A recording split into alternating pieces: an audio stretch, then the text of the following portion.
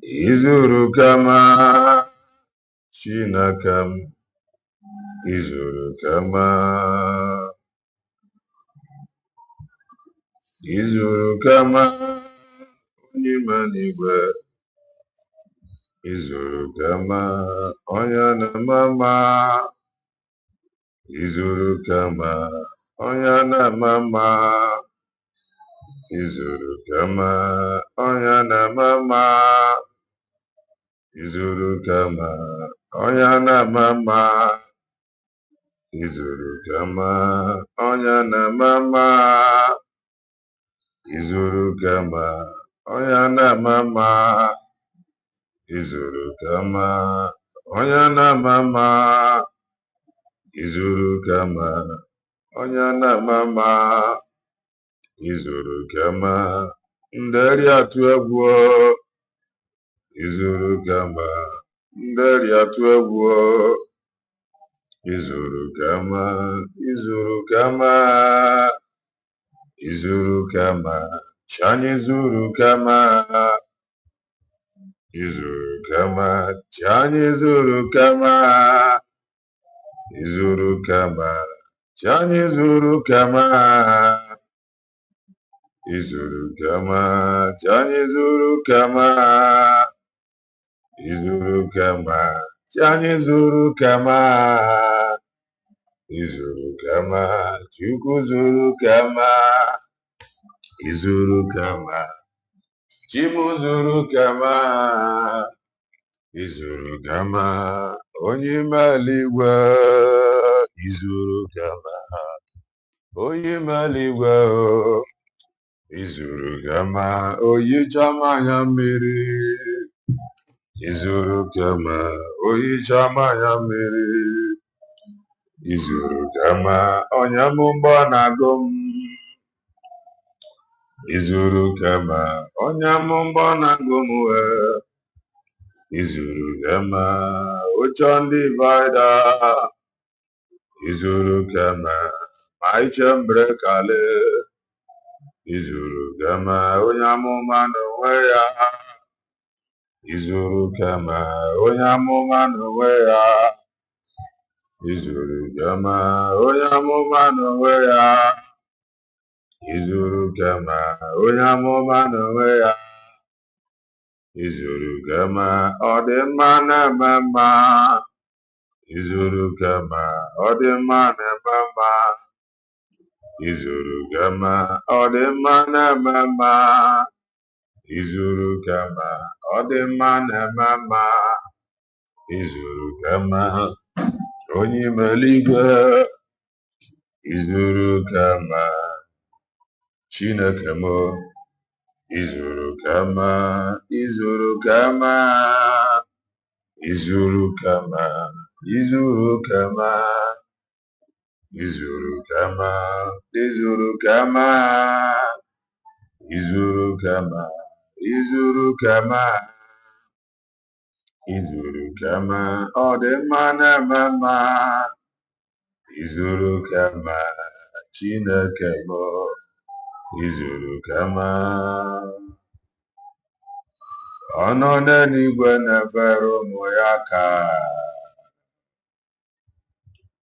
ọ nọ n'eluigwe na-efere ụmụ ya aka, chi anyị nọ n'igwe, ọ nọ n'eluigwe na-efere ụmụ ya aka, dadi nọ n'igwe, ọ nọ n'eluigwe na-efere ụmụ ya aka, dadi nọ n'igwe, ọ nọ n'eluigwe na-efere ụmụ ya aka, dadi nọ n'igwe, ọ nọ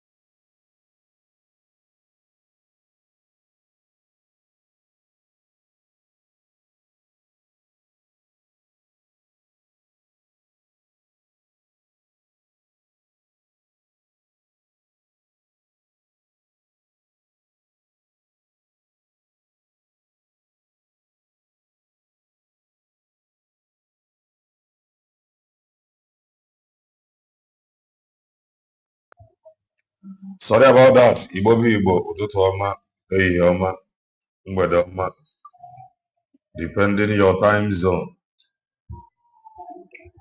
Anyị ga-adị ka echi,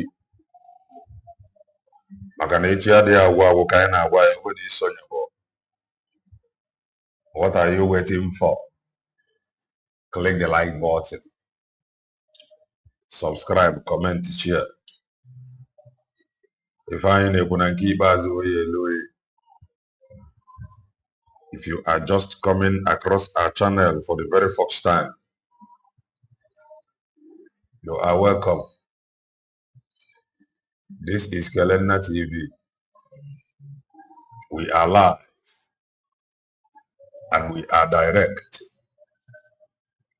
bringing you the gospel of redemption, like your doorstep.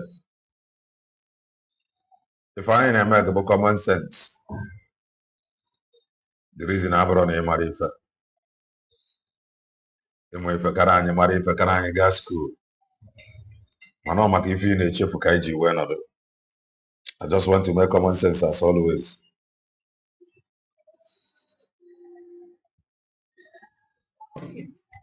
Ụbọchị mara ọnụ mma, ndị ife ọma na-adị mma. Greetings from here. Ana m ekele onye ọbụla. I love you from the bottom of my heart. I love you all. Amaka mebere unu n'otu n'otu. All of us of truth. Greetings from here. May the peace of the Lord rest upon you and your household. May the peace of the Lord be with you all. Osim na ana Aniobi. Osim na ana Aniobi. Akwụkwọ nsọ sị na onye gọziri anyị ka a ga-agọzi. Mana onye kọchara anyị ka a ga-akọcha. May the Lord bless you. May the Lord keep you. May the Lord protect you. May He, God, always make way when it seems there is no way. May He always go before us, leveling every mountain, causing every crooked way to be straight. May you be lifted. May you be protected. May you be preserved. May the favor of God see us all through. Now here's the Chokikabiama. He said, Ahmad, no, many people have commented, Amaka Meron, Julius, no, Uchenna, no, happy Sunday. Clement, no, Makabele. March here, no,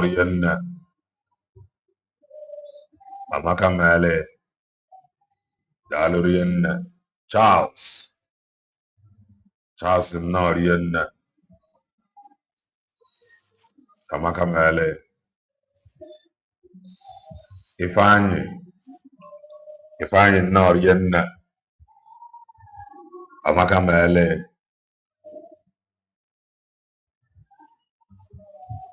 Uchenna Norian, Amakamale, Elizabeth Norian, Amakamale, watching from Congo, Kinshasa,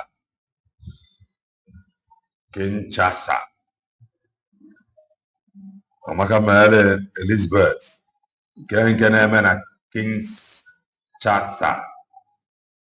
There goes. Where are you watching from?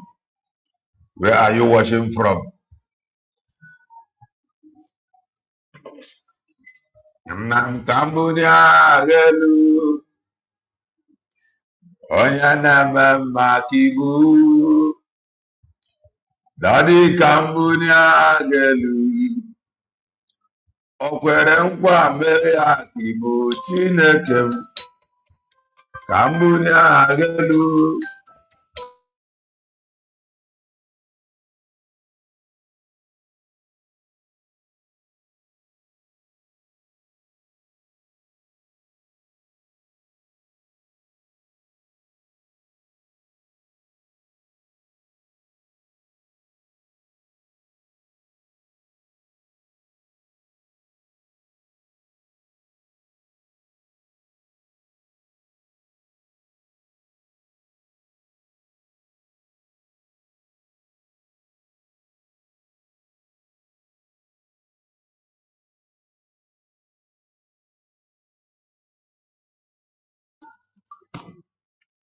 Nam kambunya gelu Abang kibu Dadi kaibulia gelu Nderi atwebu kibu Lucky not yena Amaka mele Lucky watching from Jaman Amaka mele one more. May the land of Jaman favor you. Where are you watching from? Where are you watching from? We are live and we are direct preaching the gospel of redemption to mankind that all may hear it and know that this man is saying the truth. Where are you watching from? In Abawe Omubiaribu, Onimeligwe, Inayando, Asachukuna, in Abawe Omubiaribu, Onimeligwe, Inayando, Sogibumwa, Lerimwa, Ukemwa, Ileriokaja, Sogi, Onya Dienu, Chukwu dienu, Sogi, ọ bụghị kwesịrị iri otuto, anyị jiri bịa. Sogi bụ Chukwu onye dị elu, Chukwu onye dị elu, Chukwu onye dị elu. Sogi, ọ bụghị kwesịrị iri otuto.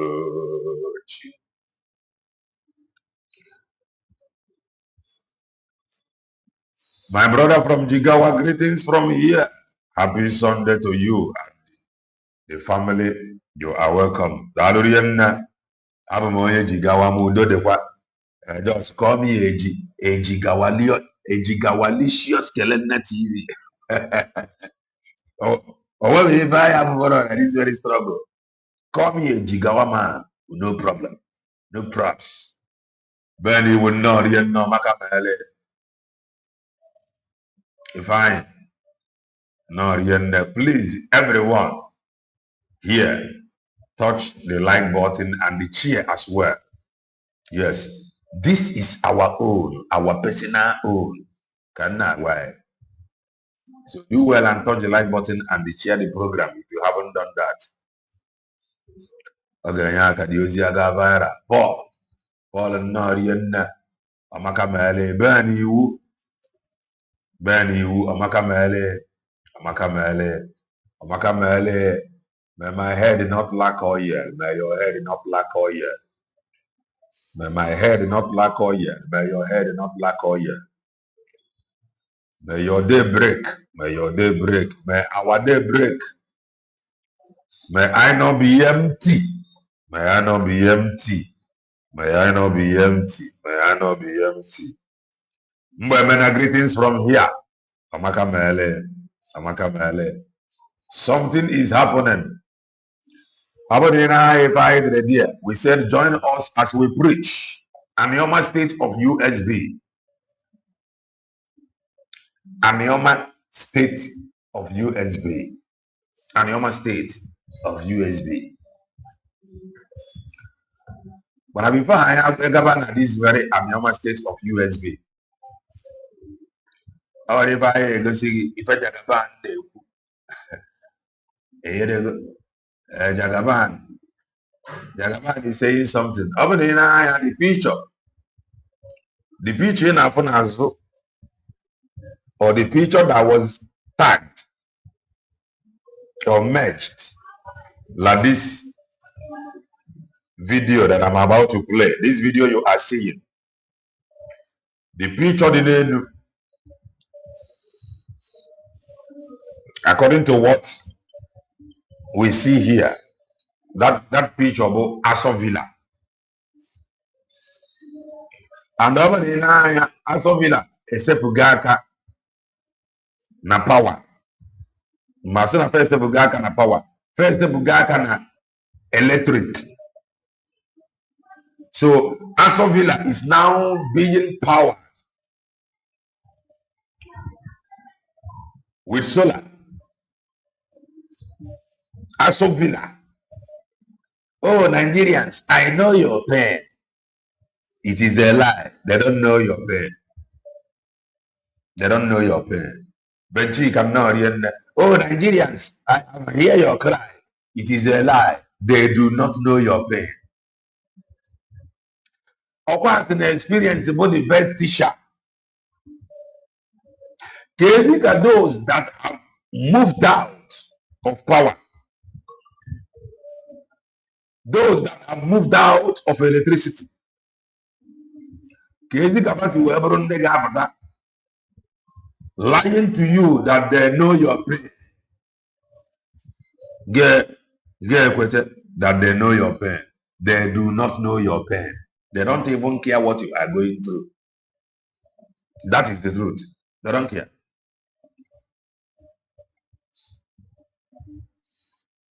The question is, why you will move from power to solar? If I made a power, it goes away. At least for now, Kachikesi, no, for now, they have no problem. They have nothing to do with power. Martin's no, the only way for you to stay out of Okunok and the NEPA, BDC or beginning ADC, when your own solar. So that is what they have done. In fact, overall governance, I can tell you that they have succeeded. They have conducted their own peaceful referendum. And majority have voted against the power supply of Gongorian. You got to go. They voted against using power. Nasoro. And they said yes to solar. So overall governance. Justin, no, overall governance. They have separated themselves from the government of Ndinepa. They have refused to be governed by Ndinepa. They have refused to be ruled by Ndinepa. They said that going forward, I don't want to have anything to do with NEPA. If you want to say that you going forward, you don't want to have anything to do with NEPA, you do not want to be governed by NEPA, you don't want anything.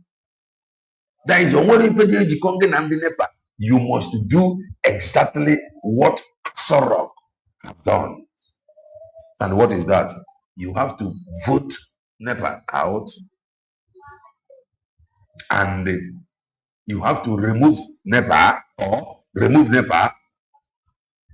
and begin using solar.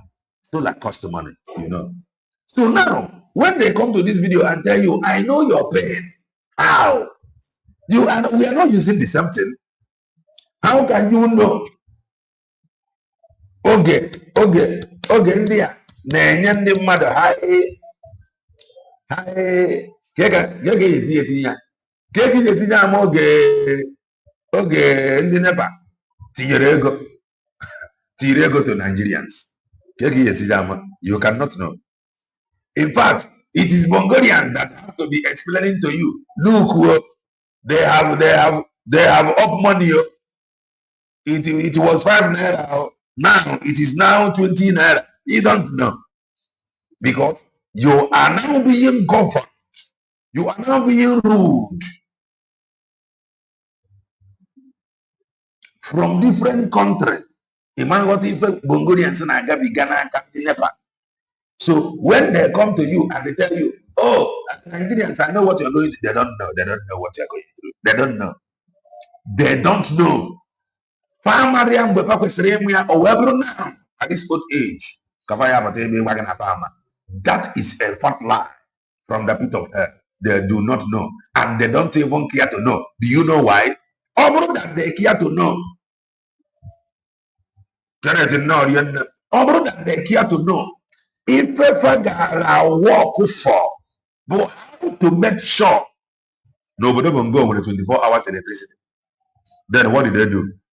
They quickly separated Ancestral from being governed with government in the NEPA. Then they moved and they removed, immediately they removed Ancestral from NEPA. They told you that from now, states can now generate power. It is no longer from federal. That federal has nothing to do. That is how Bongo operates. If I analyze now, when a state can now generate power, they now want to, they have decentralized power sector, but they don't want to decentralize governance because Ancestral have moved out of power. Now they are now operating on solar. They have devalued devolution of power.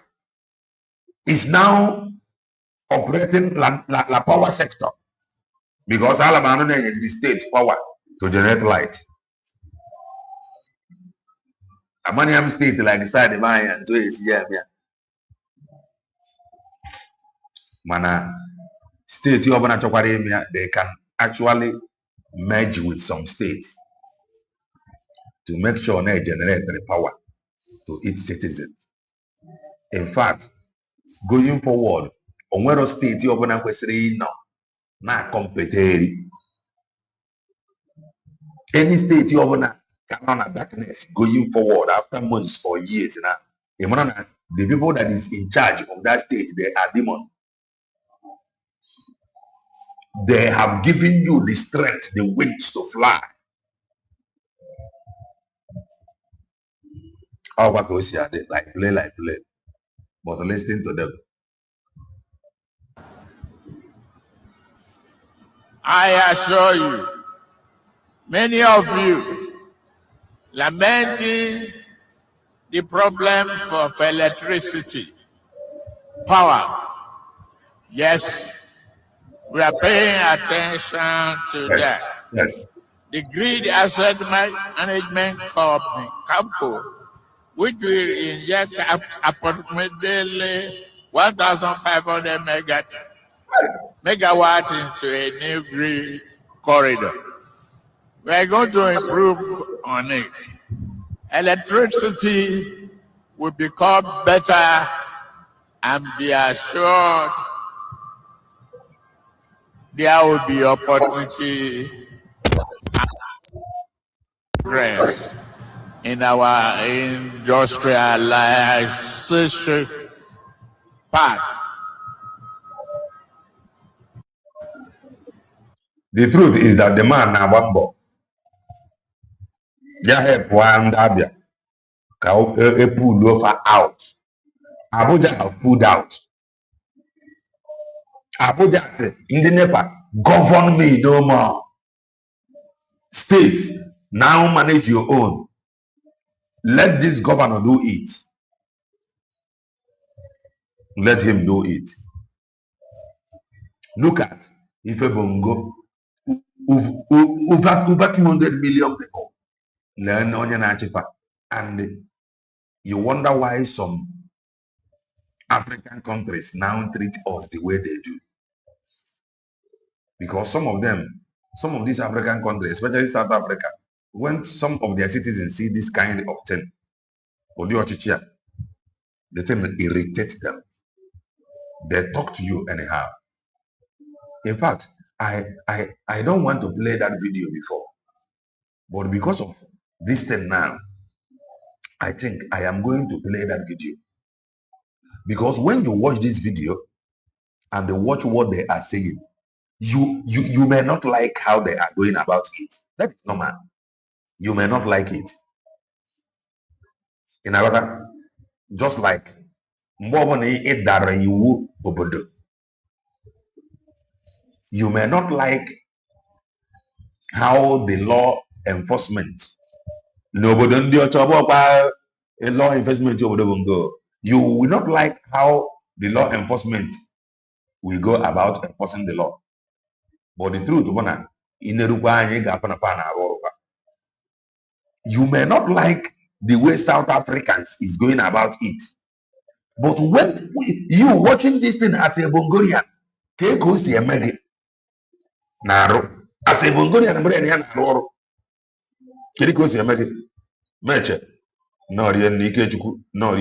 you watching this thing as a Bongorian brain, then Kezi feature no if other African countries now fight day in, day out that can stand their ground with their government, that can protest, telling their government enough is enough.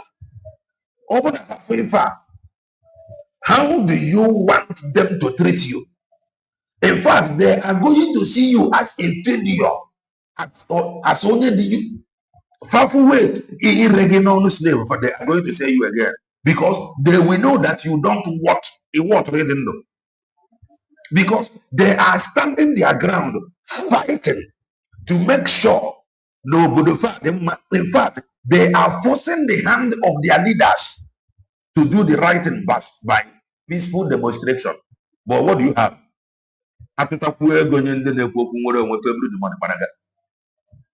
And the money they don't mind traveling abroad to go and become illegal immigrants. Those illegal immigrants in the name of fighting for freedom. An illegal immigrant, it is not funny, though. An illegal immigrant, asylum seeker, illegal to Tara,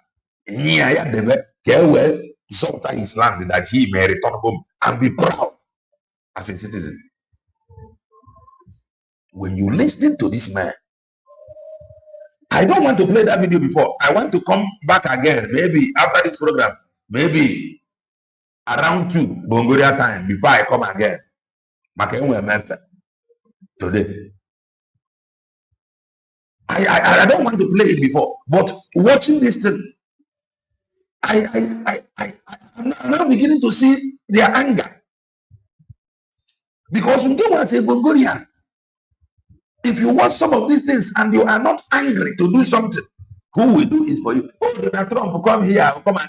I have said it countless times. They are not coming, though. Oh, Nataya will come here, come and save me. Guru is a Bongori.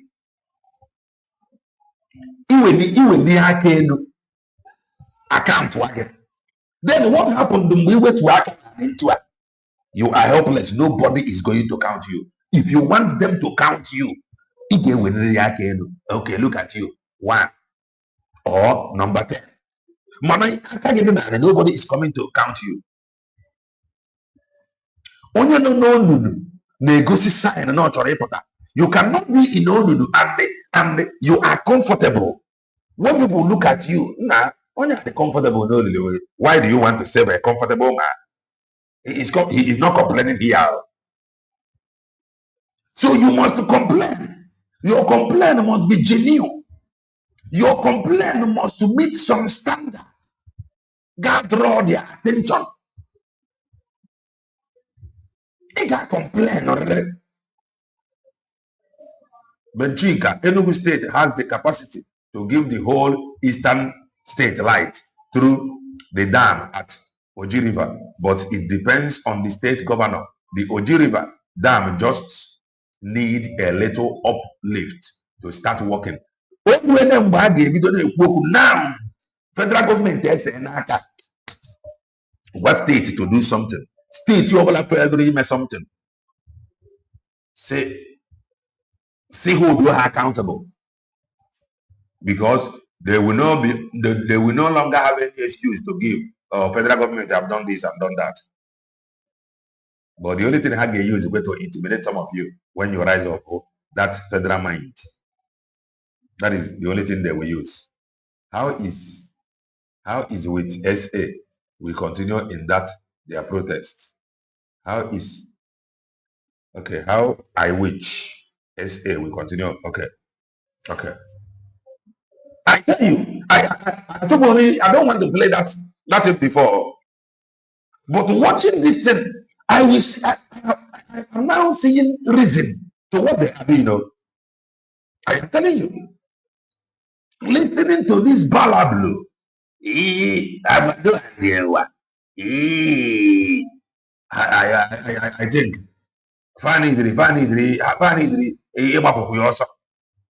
they need to press harder until you become uncomfortable. Nothing will change. This is a preaching that I wanted to preach differently. Until you become uncomfortable, nothing will change. You must honestly be uncomfortable. You must honestly be uncomfortable before change happens. Hear this. In some families, before you break some family patterns, family pattern. Before you break some family patterns, one, you must first identify that family pattern. You cannot fight what you don't know.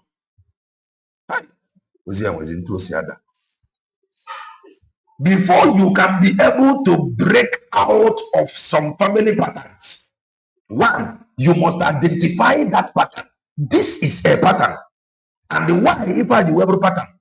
This thing happened to my great grandfather. This thing happened to my father. It happened to the father of my father. It happened to my father. Now, it want to happen to me. You don't even wait for it to want to happen to you, because when the thing want to, it's very, very difficult. You must identify it. It happened to you have identified the problem. Then now, you will not wait for it to happen to your father. You will begin to wage war. You will begin to wage war.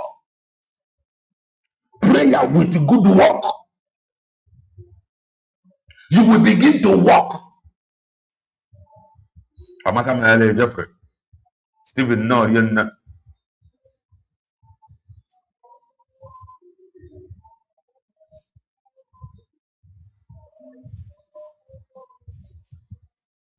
We pray for the man to succeed. You must be uncomfortable before things change. We don't need comfortable people.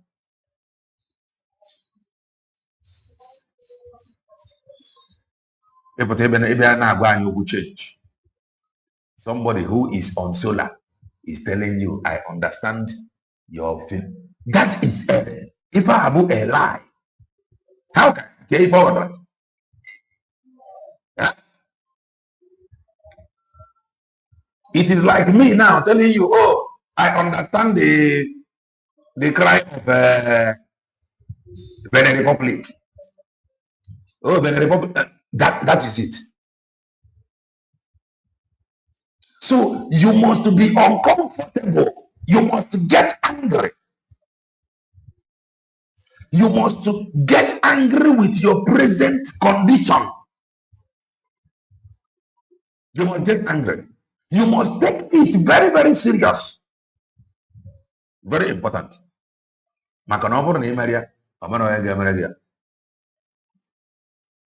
Mazi, we are now a sovereign nation.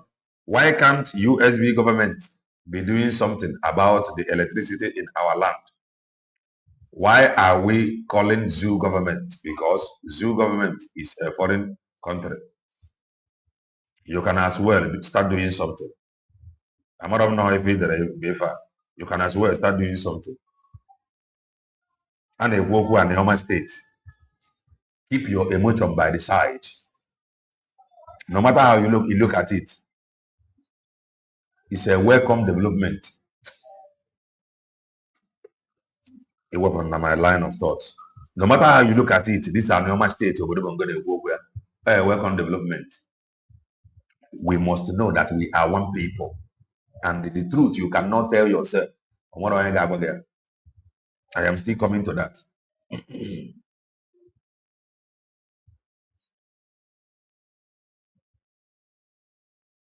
So they find this.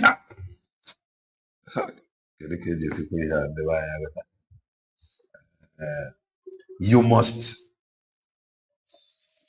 not. You must refuse to be comfortable. If for John, you want to be comfortable. No. Listen to India. Then that video, I don't want to play it. Man, when you see some of these things, then this South Africa can have what if. How do you think they will feel? Listen. I assure you, many of you lamenting the problem of electricity, power. Yes, we are paying attention to that. How are they paying attention? They are using solar. How can they pay attention and they understand it? Can they call NEPA to discuss with them, whereby they are not using NEPA? That is, KFA meeting with the power supply to show you that they are not ready to solve the problem. They moved out of anything that have to do with NEPA. If I don't able to your tent, oh Israel, they are not ready to solve any power problem. They are not ready. One day, you will get on a second answer of the walk. Can I do okay for a second solar they walk solar panel? No, yeah, about every week. In other, they have moved out completely. Keka is gap when the NEPA meeting. Keka this discussion jade. Obodo game walk. Malade government house where solar. And they are telling you that we are looking into your problem with solar. I assure you, many of you lamenting the problem of electricity, power. Yes, we are paying attention to that. The grid asset management company, CAMCO, which will inject approximately. If you got you South Africa that have fought for their freedom, continue holding their government accountable. Finally, Bongorians that ran out of Obodo Bongo out of fear.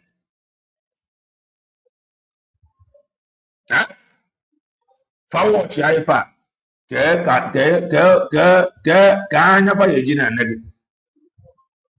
Kedanya South Africans. Bongorians. After watching this kind of video, Fana Abambo Kabefademma. So Fana Abambo Kabefademma. Enodo Sapoko. Each other Bambo Kabegedemma. Some freedom fighters from that are based in South Africa. Some of them ate IPOB money. Some of them ate IPOB money. Illegal immigrant illegal immigrant the money. Illegal immigrant the money. 1,500 megawatts into a new grid corridor.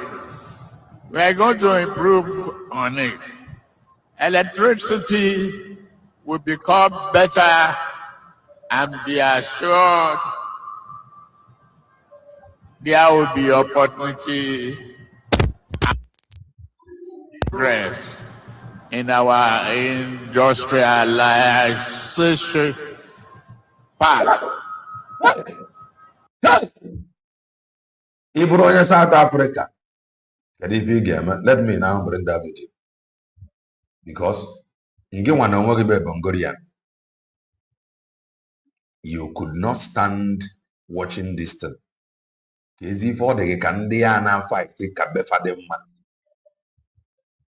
may not like how they are going about it, but the truth is that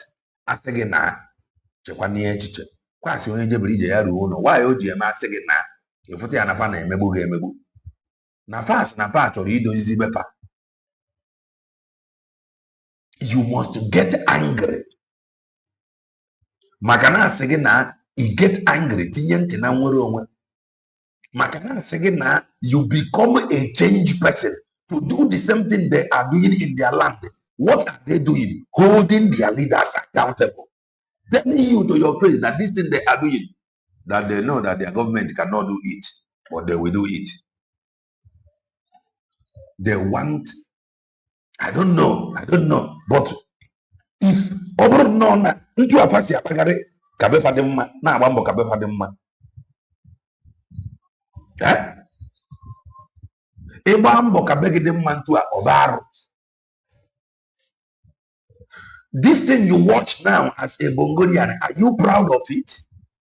If you are not proud of it, Fawabuzi Jabu Bongolian watch ya Danya Fagijine Legi Fagasin onya amuife. That is why if you appear in any international border control, any airport, you talk an green passport, apart one side. Not that need any SBT, but because of where you are coming from, they know that people from that place that they are not truthful. They know that people from that place that they are not sincere. They know that people from that place they cannot be trusted because of where you come from, because of the kind of leaders you produce, because of how you massage your leaders, because of how you failed. You hold your leaders accountable because of how you are doing nothing to make sure that you stand your ground. Some all this want to nationalize, they want to get their distance. Men and women of goodwill fought for the betterment of that obodo. Nobody, that such obodo did not fall from heaven. Such obodo did not fall from heaven. Oh, Madu jiri, Madu standard, fight their bad governance. Madu standard, decide the Anafa game went 24 hours electricity. Madu Maria. Madu putra stand there, Nafa game went railway. Connecting every city, Madu Maria. Madu putra decide there, Nafa game went free education, Madu Maria. What are you doing? What have you to contribute? Madu make return. But you are just helplessly running out. Any border control, in fact, I tell you, the reason why someone buying the wear now, e.g. the British passport or American passport, or country fees in travel. Because no matter how many years you have spent abroad as a Bulgarian, no matter how many green passport you use, no matter how you pile it up, it's rarely border control. I got back in one side. If the worst part of it, when they back you one side, they are not going to only focus on that current one. But because you are a Bulgarian, they will now search all the documents. Even the one you have used 10 years ago, even the one that have expired. Because of where you are coming from. 5 years ago passport that have expired. They are going to check everything. Why are they doing that? Because they cannot trust you. But you will have a British passport. Only that one you need. They are not the only thing that you are welcome. Or how many days are you staying, Mister? You are welcome. The reason is because of where you are coming from, your document. Your document. Mana do what's what in 10 international passport. Learning international border control over here for Tratuaya. Macron when ended GD 5. That's frequent travelers. They cannot stamp you and they ask you to leave. No matter how many EG. In fact, the reason why EG about 2 or 3 join it together for them to know that I have been coming. That's it. It's just for them to know that it is not your first time. The reason why EG goes fan travel, let them know that it is not my first time, so they can let me in because anything can happen. You don't trust the passport you are holding. Only the proud of that passport. You don't need to pack anything. The current one, how many days are you staying? I stamp. I say you are welcome. I stamp for the end. But a Bulgarian jigodi three. This way, mister. And I stamp on the other. You are welcome. You are welcome. They are now going to take you to Imono, Kagabadi question. So, Ibronya South Africa, Nabambo Kabegidema, holding your leaders accountable. You watch this kind of video that I just played to you now as a South Africa. Would you be proud of any Bulgarian? You can tell them to go back to their country and go and make things right. Because they have failed. Watch this.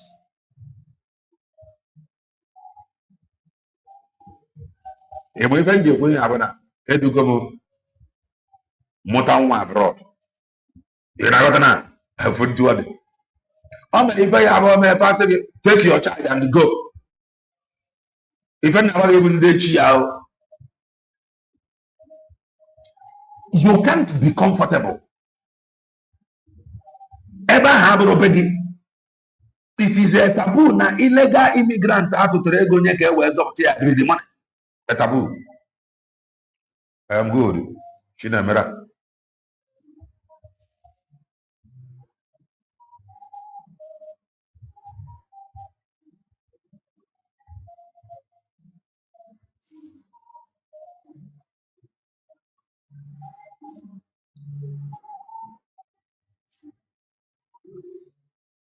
Only feminine and you mobilize yourselves. You are free. Imagine peaceful protest. About the worst people we want to know. That is it. Some of them don't think properly. This one that is happening here now that you are about to watch, all South African citizens far decide for themselves, not their government. You will hear it now. They told you that even their government cannot do anything. They have to do it. You may not like the way Fajabia. Man, you watch this video, every mother they use solar that I hear your cry. I'm coming. Yeah. If you are a South Africa watcher the video, seeing a Bongorian anywhere, will you be proud to see him as a fellow human? And example, airport. The reason why, the reason they didn't stop working airport, for more than 3 hours. And they also welcome, is because of where you are coming from. Why? Because you have failed to make your place a better place. Your leaders have failed. They know that most of the things coming from your land is fake. They know that many of you live fake life. That is why in an airport, apart I go one side. They don't care where, they don't care. For the fact that through green passport, a green passport. We're going to leg this way, mister. You, this way. A line was and then the mother welcome. In back not be helpless. These people that have witnessed this something like this, they are still forming comfortable never. Every month or 3 months or 6 months, many of them are still very much comfortable never. Forming all is well. This is what South African citizens is doing. Labor and the civic organization. This is South African people doing this. And these same South African people, they are going to rise up, protest against the government because they are human beings. So when they can stand and protest against bad governance, and you are not doing same in Obodo Bongo, they cannot see you as human. They cannot. Now, listen. Sure.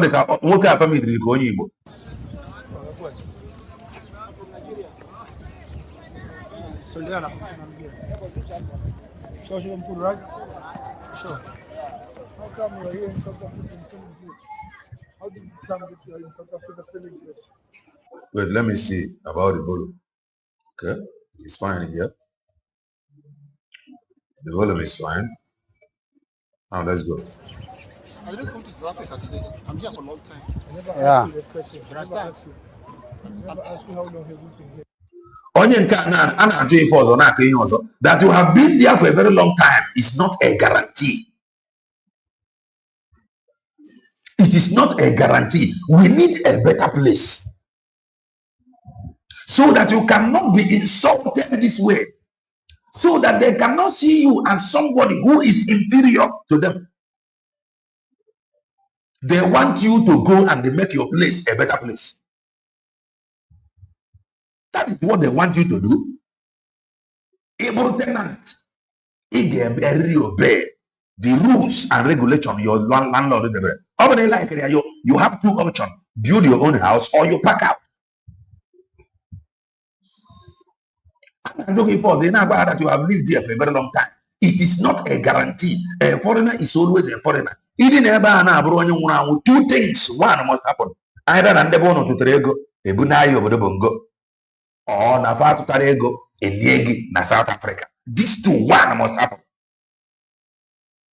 So we must for some certain things. Oh, now they are treating us bad here. They want to do something at their obodo. They want you to go and be better your obodo. They want you to become responsible. As another mind called responsible. They are talking to you so that you can be responsible. Don't think now. They want you to stand up and question what is before you. Those that is intimidating you, those that have taken the money and gave your land a better place. What they are doing here is for you to think like human beings, think like them. They can protest now against bad governance. They can rise up and protest. Can you do same with the video that I just played to you? If you are a South African and watch that video, won't you be angry to any Mongolian? You will be seeing them as failure. Forget that story. Oh, I know how my fathers do contribute money there to support them, but they are now okay. after contributing money to support them, they are now okay. What are you doing? What are you going to do to make sure needs okay like them? Nothing. The only thing we do is to complain.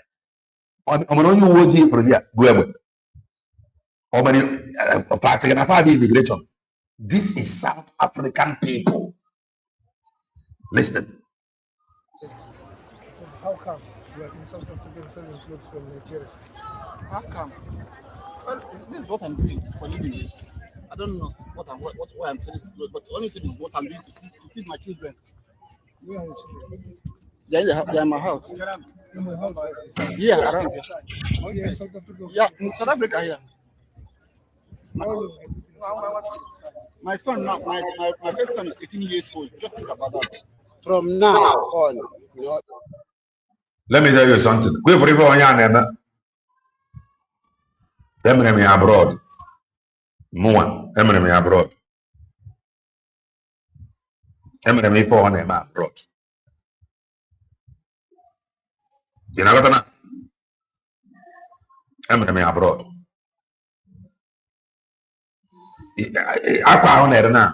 Like this, me abroad. But listen to what they are telling him.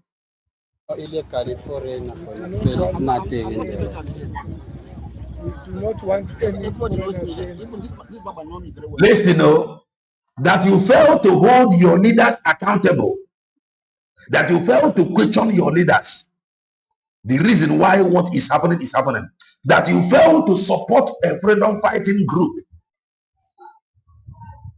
cannot make them, or that your leaders is wicked, you know they are wicked, cannot give you right to settle anyhow on another matter.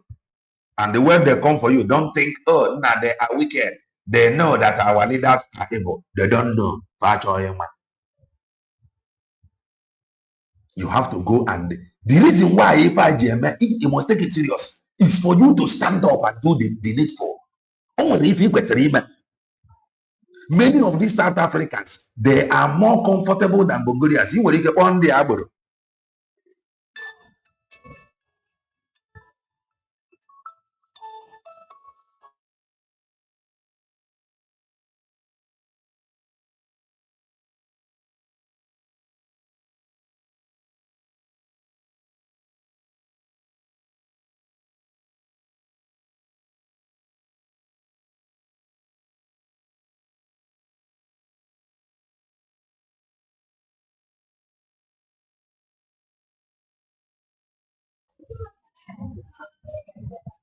If sorry about that. If for you to be responsible, because ụfọdụ ndị be anyị anya wana na governance, ụfọdụ ndị be anyị have lost hope, ụfọdụ ndị be anyị have given up, ụfọdụ ndị be anyị don't even know where to start from. But call like this can wake you up. You will become a better person. Something must happen before you be mambo kamado. O nwere ike na ije n'okechọ. Ifu ndị akpọrọ high table, ị nọ ebe ị nọ, ọ na-afụ gị. Isi ebe a na-amụ ịbụrụ onye mụ ife, ị ga-agba mbọ n'azụ onwe gị. O nwere ụdị something must happen. Ị ga-enwere reason iji eme ife ọbụla ị na-eme. Ụdị onye a na nwere ike ibute okwu nwere onwe na-arapụ ndị a. The man have given up. Many in the bank have given up. That is the truth. Many in the bank don't even believe no obodo bongo garden man. Many in the bank don't even believe na nwere onwe je ka ịbịa. Mana fa dị comfortable. Kpọsasị akwa na n'obodo ndị ọzọ. They don't want to do anything. Many of themselves don't even attend the village meeting. That is how bad it is. Ya wetara onye be anyị na abroad ga-eji nọdụ abroad nwa. For 5 days, nobody know. That is on now. 5 days, nobody know. Ọnọdụ n'ime ụlọ na-amatara na ọnwụrụ obodo ozi atibedisi. Ozi atibedisi, before you try to reach to his own people, ego ejiji ebu na the ozi adịrọ, because ibu n'ozi from abroad to Bongo, the more expensive. So ọtụtụ ndị be anyị have given up. So this thing here from under Anioma is a wake-up call.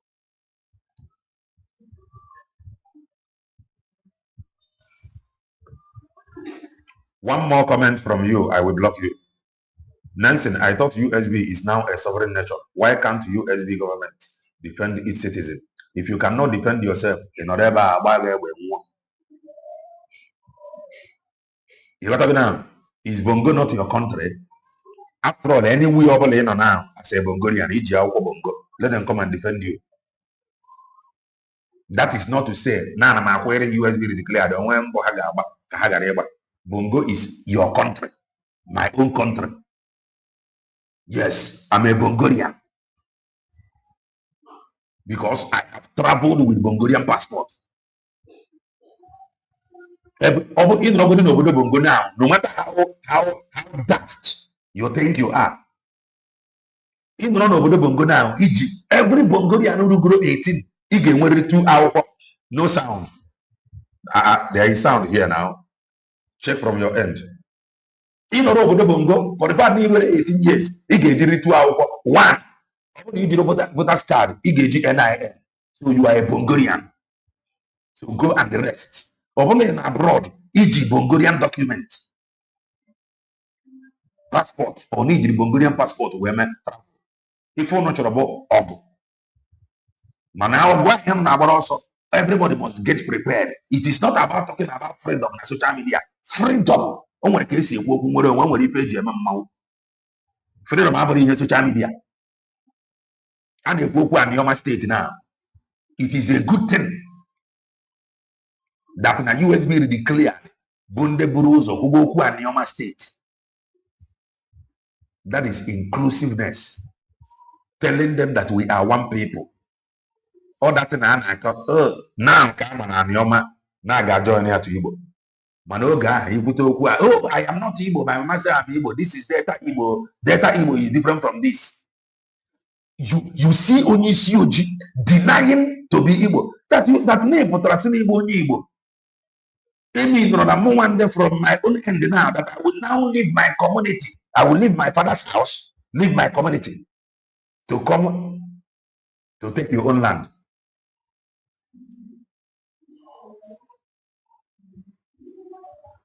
If you want them to be responsible for your security, I had just blocked you. So you can go to hell. Currently, you see this very struggle. I have said it countless times. Dr. Ngozi Orabeze, a young American just holding the ground until Imazep and Joko. Let her just hold ground until Imazep and Joko. If I see some of you know Africa, I want if I Jackie Many. Now this very struggle, now Biafra struggle come from. Instead of moving forward, people will choose to be going backwards or standing one place. The reason if I just stand in one place, because of their money. The reason they choose to go backwards is because backward one can benefit. So Eganiru cannot benefit them. They are ready to fight Eganiru. That is what I have seen in the Biafra struggle as an independent broadcaster. So Dr. Ngozi Orabeze should just continue holding ground with these cabinet members until Mazep and Joko Apuka. And Anioma state. I know before USB declared the Wotoku Anioma state, they might have, not even might have. Again, when they are Parankata with, they did not just wake up. Anioma state, Apanankata. Mana Ebro. It is all good. Let us continue. Now, listen to him. No. We don't care if he knows you or don't. We don't want foreigners in this town. From now on. We are fixing our South Africa now. We don't want foreigners. If you are illegal or not. I'm married here. We don't care. Check your wife and go home. Check your wife, then check your wife and go home. Huh? Check your wife and go back to your country. It's fine. You are married. That's fine. Okay, you know what? I'm married here. I'm married here. That is not what they are telling you. You may not like it. I told one video before. They are all eventually saw this program before. You as a Mongolian, that video of your president that you just watched, if you are not proud of it, you don't like it. Do you think these South Africans, they were like it? Do you think if they want such video, they can see you and regard you as human? If I look at that a married dear is not, or even if South Africa government decide they are going to remove you, that a married dear is not an excuse. Listen. Although she's late now, I have children to raise. Take your children and go raise them at home. Don't waste your time, Baba. We are not playing. No, I'm not. You see, I'm not fighting with you. Okay, now. You cannot fight with us. You cannot fight with us. We are addressing you. Yeah. The word fight, we haven't said anything about fighting. What we are saying is from now on, we don't want to see you here. This is your last day seeing you here. You understand what I'm saying?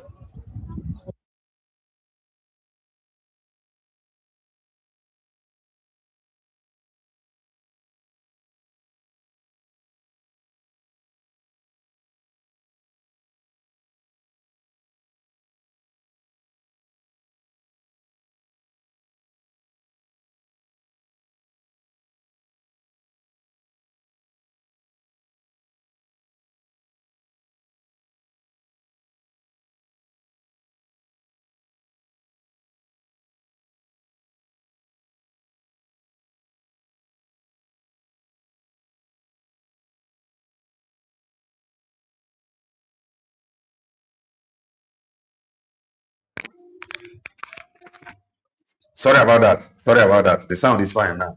So as I was saying, this humiliation is what our people face all over the world. All over the world. This humiliation you see here. Forget the video. I can't take it, yo. People are taking it. This humiliation.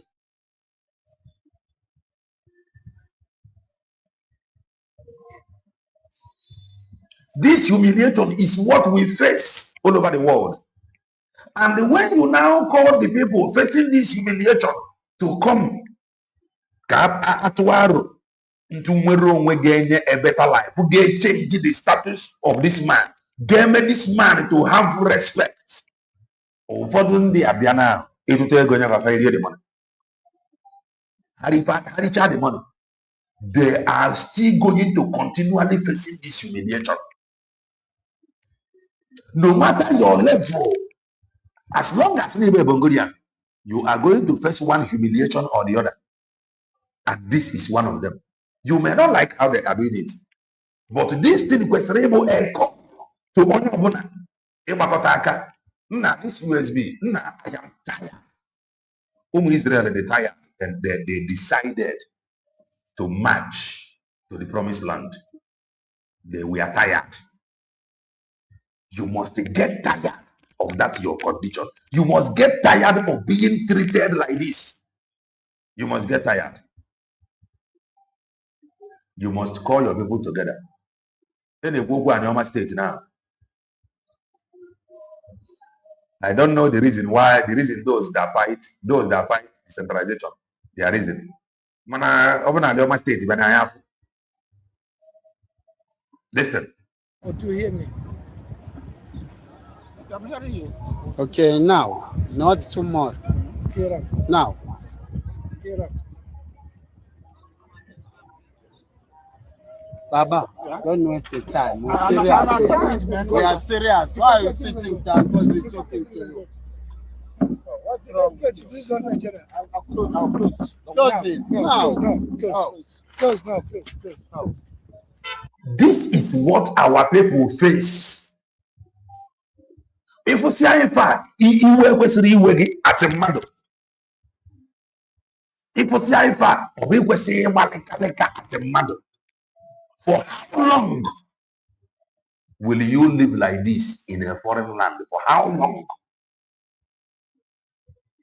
For how long? Mana boni apa ke ekwu okwu nwere onwe totally ego nyefa ferie the money. that is onwe ka bụ onye Igbo enwere ife a ga-eme ka life like this ka ndị be anyị gara ịdị na-ebizi ya ọ bụrụ ife all must agree. That is why I am still coming back with the program of Ancestral. I am still coming back. First, all must appreciate it. All of them that fought Mazep and Joko for no reason, for being good, they cannot know peace. They cannot.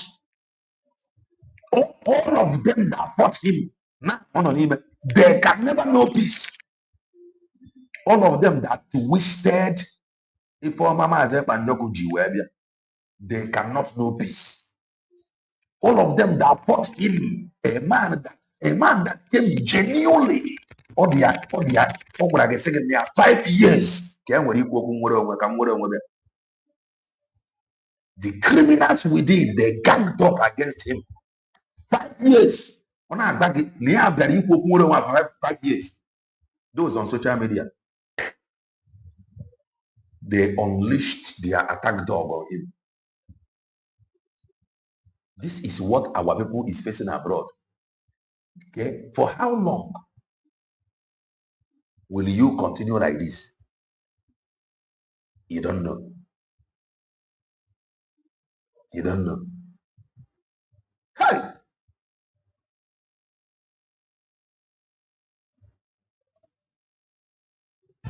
Now, close.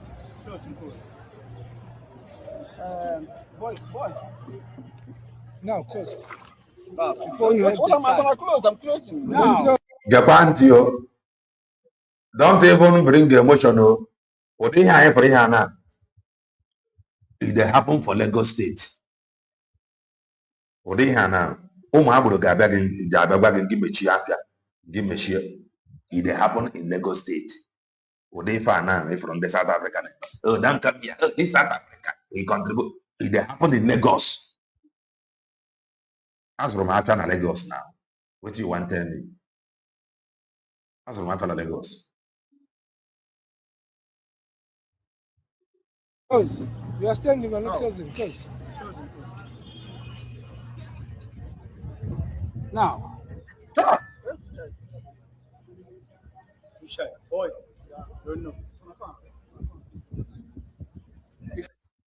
A typical Igbo man and how they have conditioned us to be reasoning. This man now, where he can blame where? When he can blame his chief. When he can say that he the young with bad luck. In a mana, it more many of them now. So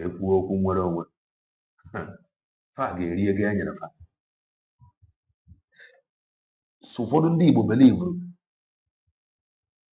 neke n'isi ka onye ọbụla na-agba na my head agba Igbo tụrụ n'elu si na a tree cannot make a forest. Onye Igbo ọbụla neke n'isi. Let us see state ga-ebu ụzọ nyebe power. Ọ dana excuse adịọzi ka anyị mara narị because you are now free to invite foreign investors to the power sector.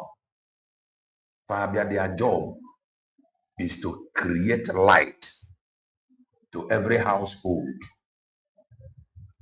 distribute meter, pay as you go, and the government will be checkmating it. The federal has nothing to do with it. On social media, it don't happen. So make we see the state game here. Huh? Then over your state area, you have to go and hold them accountable. Drag him. Or if in the South African. Give you 10 minutes. When we come back here, we don't expect to find you here. You know why? We're cleaning our South Africa. Our country is polluted. Our own country, it's heavy in our shoulders. Go back to your country and fix your own country. We are fixing ours. Go back to your own country and fix your own country. We are fixing ours. You may say, oh, is this how they want to fix their country? Country, but their country. That is the truth. Never say South African. Okay, each can be emotional. Can be emotional. Oh, yeah. If I would chop right. Oh, how well. And I'm not far one over the bongo. Because family, I may whatever far move. Nigeria selling like guilt in the street. Have you ever seen a South African in Nigeria? Why it becomes easy for you to come in South Africa and do what you're doing? I was in Nigeria. My Nigerians in South Africa. For an MO de fa. Yeah? My Nigerians in South Africa. My NMO de fa. Sorry. My South Africans in Nigeria. My NMO de fa. If I buy a J as an and the why EGM. That video you watch, almost that ballad. You watch it as a Bongolian and you are not happy. How happy? God, they can South Africa after watching it and they see in a Nigerian. Because farmer, that they are triggering hatred to different. UK, a Mary red carpet. Yeah? Okay, UK, a Mary red carpet. Go to UK now. Go to UK. I'm Heathrow Airport. You never see us in your country doing what you're doing in our country. You are an African, yes, our brother, African brother. Go back to your country and fix your country. Be a man. Have balls. Go and fight for what is good for you in your country, not in our. Go and fight for what is good for you in your country. Forget how he said it. But you see this word. Go and fight for what is good for you in your country. Oh, it is not easy. If the protest, Kebi medebegoro. Kenki ne kwitiono. Na this freedom. Leave it yo. This Nigeria. Our leaders are corrupt. They don't send you. Nobody in Onimia. They don't send you. Go back and visit. Go back and visit. And we are still saying it from here. Those that ganged up against Mazep and Joko, they will never know peace. They will never know peace. They will never know peace. Their kingdom Gane walk. Their kingdom Gana. Our country. That's what we are saying. We are not being xenophobic. We are not doing anything wrong. But go back to your country and fix your country as we are fixing ours. We are fixing South Africa. Go fix Nigeria. The problems of Nigeria needs Nigerians to fix it. The problem of Bongolians need Bongolians to fix it. You can make do with it. Oh, Donald Trump will come here. Donald Trump come and help me. He is not coming. He cannot. He cannot come. Even the one they are coming only in one name. Jesus, religion. They are not coming because you are a Biafran. It is you who is a Biafran. It is you now. It is your job to present yourself to him. And he represent the no, they are acceptable internationally. They say why say that. Oh, we are a Biafran. They are doing what they are doing because we are Biafran Christian. We are, and about sovereign nature, sovereignty. They will tell you that they don't want to meddle into sovereign nations. You know, boy, man, currently, and when the Ocha that is pushing for Obodo Bongo, Nkewa, man, and give Wabuzi a Bongolian, Tora Nkewa, Kaifine, what the Ocha, Nekusi Aike, Obodo Bongo, Neke, where Kasi Fangi Wabe Bongolian. Tomorrow now, oh, you know, oh, when the Ocha may benefiting Obodo Bongo, they don't even want to hear anything in Nkewa. Man, with the Ocha.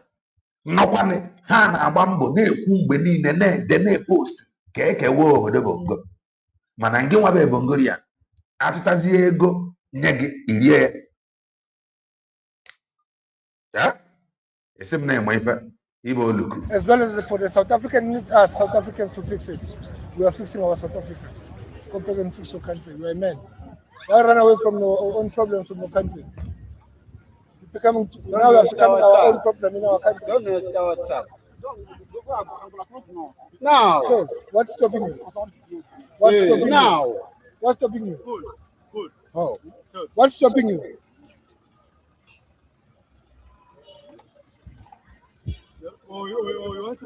You see this intimidation Ndebe is facing it abroad. You got to now. They can't walk US very declared. The state governors must now use or take this opportunity very, very serious by generate electricity from the buy. Father, no, and you Alamajiri, Father, no, because we always claim and I am with Father, no, now. Father, never and do go with 24 hours electricity. Intelligent and smart people. A man EPG Hanoro great, envy and jealous. Now why the jabo electricity? Now why electricity Jagala this village or Mangala my village? You must rejoice.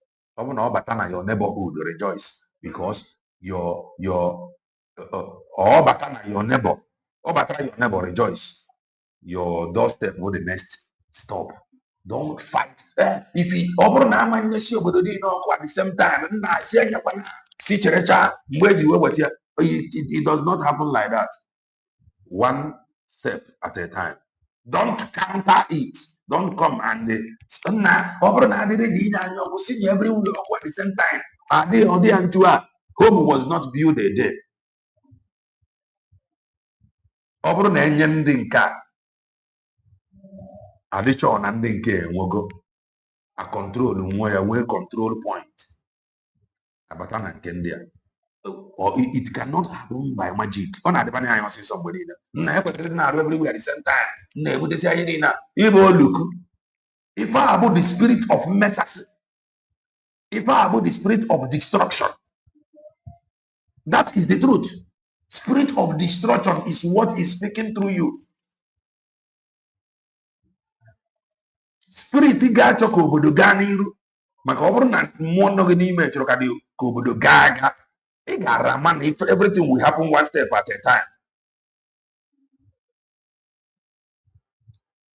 After all, ibido ịrụ ụlọ ị ga-ebu ụzọ sụchasịa ebe ị chọrọ ịrụ ụlọ ịsụchasịa ya wee mee provision for mmiri first, mee provision for tank wee bido kpọwa blọk ịkpụsịa blọk iwe wa foundation iwe bido mara nna ekwesịrị na-eme everywhere ebe anyị na-anụ. Someone. Yeah, call someone. No, If I find you like this, you see how dirty here is. You see how this dirty, all these things I'm going to throw them there. I find you without closing, I mean, I'm coming back. I'll show you. Why is he going through this embarrassment? Because of where he is coming from. That is the truth. The reason he is going through what he is going through is because of where he is coming from. And they found him. That is why he is going through what he is going through. You can call them Aburu. It is happening in Lagos. They did not just meet only him. In Abatana, watch him meet the other before I say, oh, Lord, Ndibo, or Lord, Nigerians. And meet in the Obana. Watch. Come.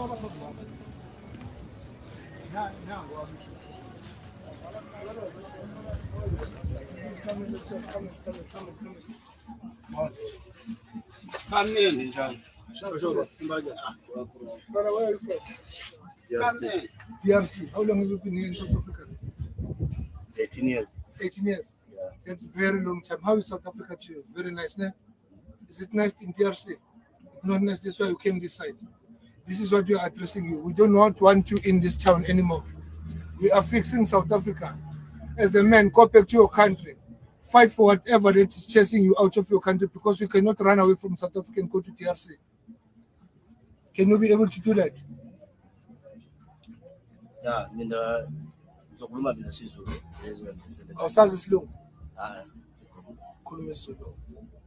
mina nila Mzansi ngabaleka ekhaya indaba yembi kuba ekhaya yabona babulala ubaba wami babulala nomama wami ngabaleka ekhaya ngabuya la ufika la Mzansi iSouth Africa yaninikeza iphepha yokuhlala la le-permit yokuhlala la Mzansi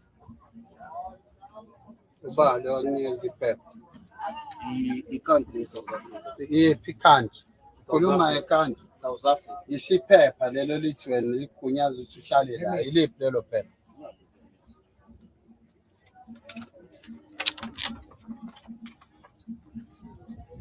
Okay. Yabona, this is temporary. Listen. The Islam, This it's temporary. This is not a permanent. Even if it was permanent, but now we are fixing our own country. We need you as our African brothers to go back to your countries, fix your own country. You are a man of God, Paul. Why did you run away from your own country? Have you ever seen a South African doing what you're doing here in your country? No. It means we are a coward. We decided to run away from your country to come to our country because we are bananas. It's a banana republic. We are tired of you. No. I will say banana Africa anymore. It's me who say, not you. Yeah. Me na Oshoganjalo, not you. Yeah. Mina ngithi wena buyele country yakho njengendoda. Ni ulwele country yakho ukuthi country kibe right. You cannot say if you are a man in your own heart, if things happen bad in your own heart, then ubalekela kamakhelwane. Lungisa ikhaya lakho ndoda. Phela lesiqoqele la bayakwazi ukubona abantu la South Africa bayakwazi ukuphinda ekhaya. Yazi ukuphinda ekhaya.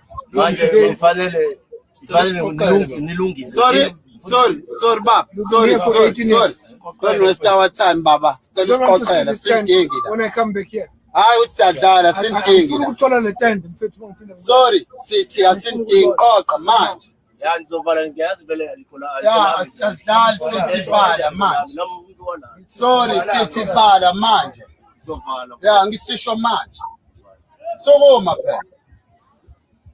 Hayibo. Namfanele sisukumisela wena thina uqoqa siyakwazi ukufundela abantu. Hamba ugunda abantu le ekhombo ngakithi. Nomfana ugunda abantu lapha kumele wavula wagunda abantu. Wena siyakuvalisa. Hayi yena uzoyenza yena lo. Awuzithuma thina. Uzoyenza yena. Kamuntu wavula lapha. All right. The truth is that you must get tired of your present condition. You must get tired.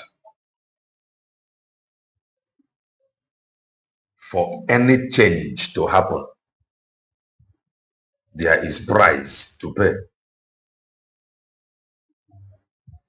You must get tired.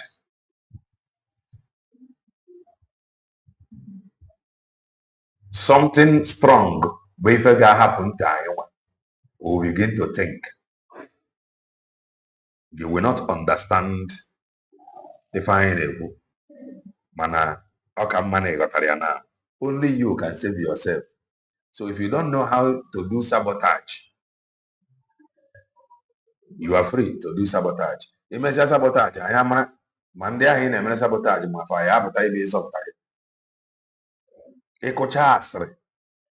I ain't got mama father baby of it. You know that? So if you don't know how to eat money, never contribute for Biafrans or for Biafra struggle, go ahead and eat it. Time will come. That is the truth. Time is coming. Now, and a global state of Anioma. It is very, very important. And Informa, to me, or Informa, even the Western or Informa, I think USB declared under Mazep and Joko Kano were map that includes everybody. Then the question is, okay, that map, how many people truly shared it? How many people truly shared it? How many people explained and did broadcast Banana the map? How many people were grumble to make sure that they reach out to people in the Anioma?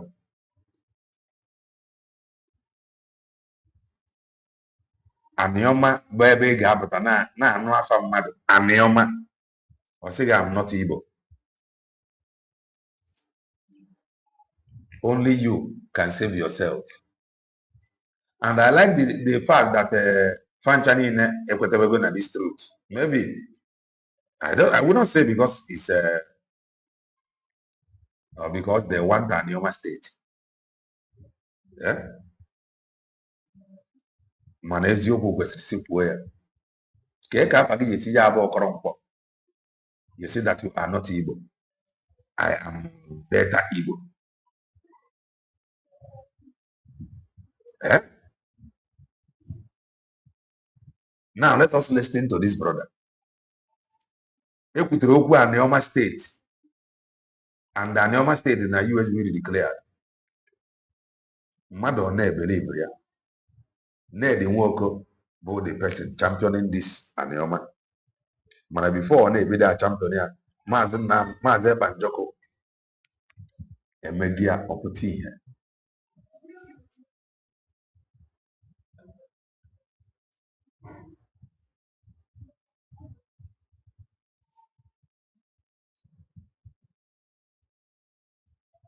Farmer may to other skin now because farmer and that other skin maybe nafa they behave of man or long way permanent that people their government can come in. Manasa I think the reason why I fight your mind for and they get away with it. Mona farmer that nobody is coming, that we are on our own. Because we explained before. Now that your green passport, any border into ya, I got park one side. Name and the other. That is the truth. The reason why they are wicked, we are helpless. They are for a leader. They are not doing anything. That is why this wickedness you see, that is why they are wicked. Any day your leaders stand up to do the right thing, they go fear you. That is the simple truth. Then go no say level don't change. Any day you begin holding your leaders accountable, then go fear you. That is the truth.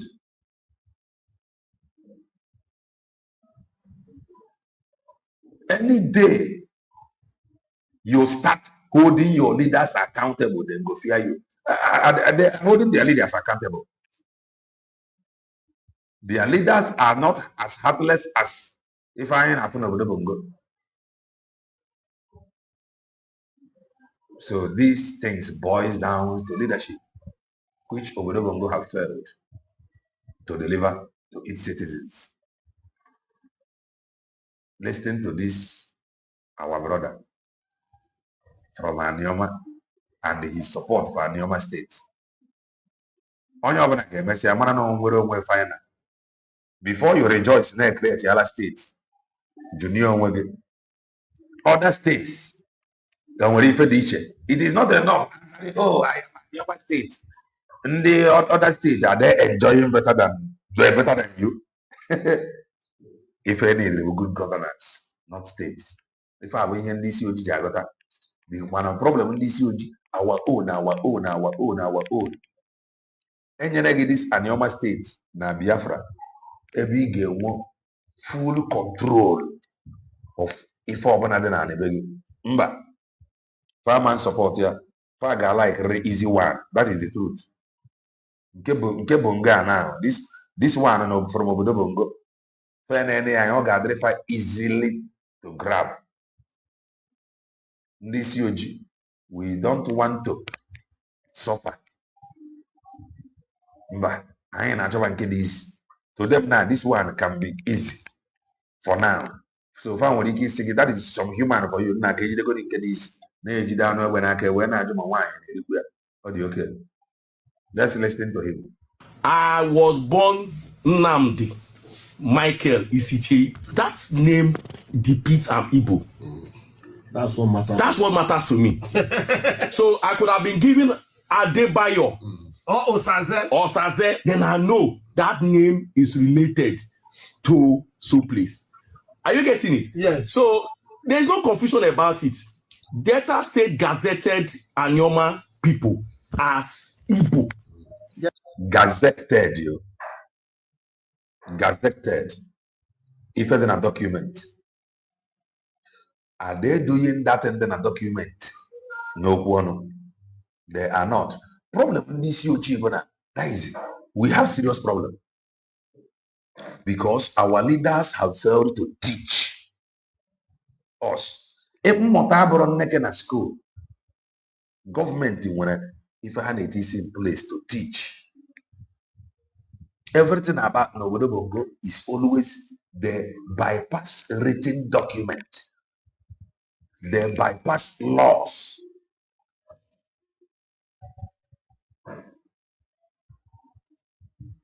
They bypass laws. They always want to superimpose. That is why I will deal with you. Do you know who I am? That is, he is already threatening you. Do you know who I am? He is not threatening you based on the wrong you have done to him or her. He is not threatening you based on that he can actually do something to you to get justice that he deserves. Maybe you wrong him. And the reason why it matter that he can actually sue you, take you to court, or call police so that he can be the judge and get him the justice he deserves. No. Do you know who I am? No, it is a threat. So this thing is common to all Bogorians. It is common. Anyị arapụgo ntụ anyị kwesịrị isi na-ebi ndụ ga-agbasiri anyị ndụ bibezie ndụ of do you know who I am? Do you know me? I can lock you up for 3 months. Nobody will know where you are. That is, he is now, that is a threat. We threatened each other every day. You know me? You don't know me. I can lock you up for 3 months. Is that what the law says? That you can actually pick up somebody, lock that person up for 3 months without the family of the person knowing where that person is or where you keep the person. This thing they come on, but that is not how life's supposed to be. Do you know who I am? Every Bongorian will always want to prove to you the connection that he knows somebody. That is an evidence that the place of law failed everybody. Everybody. You don't know me. Only one phone call now. You don't lose. That is a threat. Only one phone call. No, only one call I go make now. you go lost. How did we get to where we are? These things is an evidence that the system have failed you. Those that should have delivered a better system that we chipping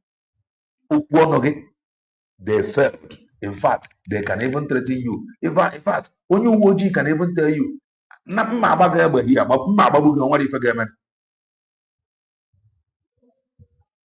next person cannot even tell him,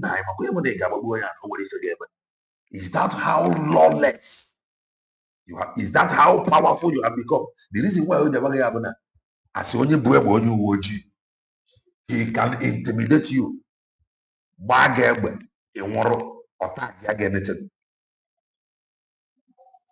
So they are ready to force anything. They are ready to force things happen just to prove a point.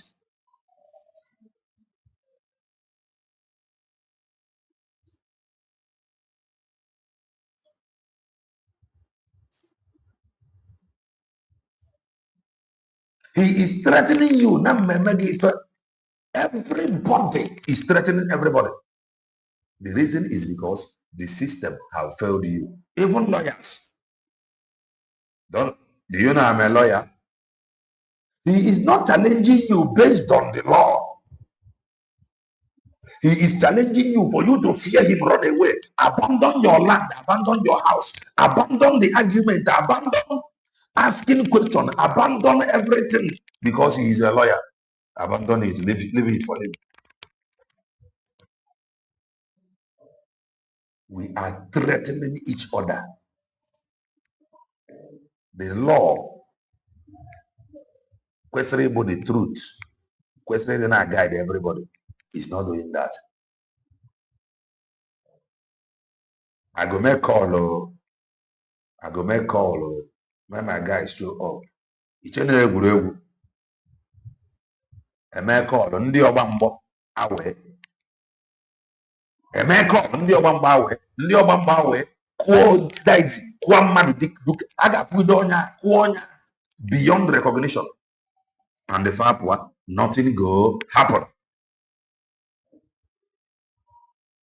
Eme call ndị uwe ojii awe buru mmadụ without question order from above. Now Waga say make we carry you. Eburu onya tinye onya n'ime 7 days, 1 month, nothing go happen. We fight each other daily. We use this word. We don't know that this word Ephraim they use is an evil word. Very, very evil and bad. You don't know me. Do you know? Okay, you want to know me. You want to know who I am? You want to know who I am? Don't worry, we know now. Ojena Motia. Don't worry, you can make a belt on the Obamboko. You know, hey, he's an army officer. It is not supposed to be so. So, because no one army, you have no right again. Because no bambo, you have no rights again. Something like this, do it happen in some other countries? It can't. And then you ask yourself, where are you? Where are we going to begin from? Now I go show you. Now my area, you there. Now you know you don't know me. I call oh my God. The person will be in pain. Nobody to look for them, nobody to arrest them, nobody to persecute them, nobody to question them. They continue roaming the street. A whole lot have gone wrong. A whole lot have gone wrong. But you may not understand. Do you know who I am? That word, or the millennials.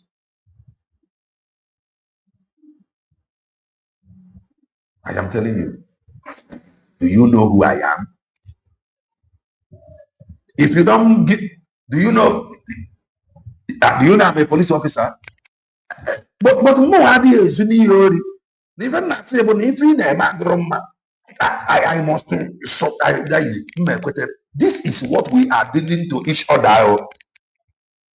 We are dealing with one another in this manner. And I ain't your I ain't your camera to happen. Oh, Natalia, come here. We are not normal. No, bongo. We are not normal.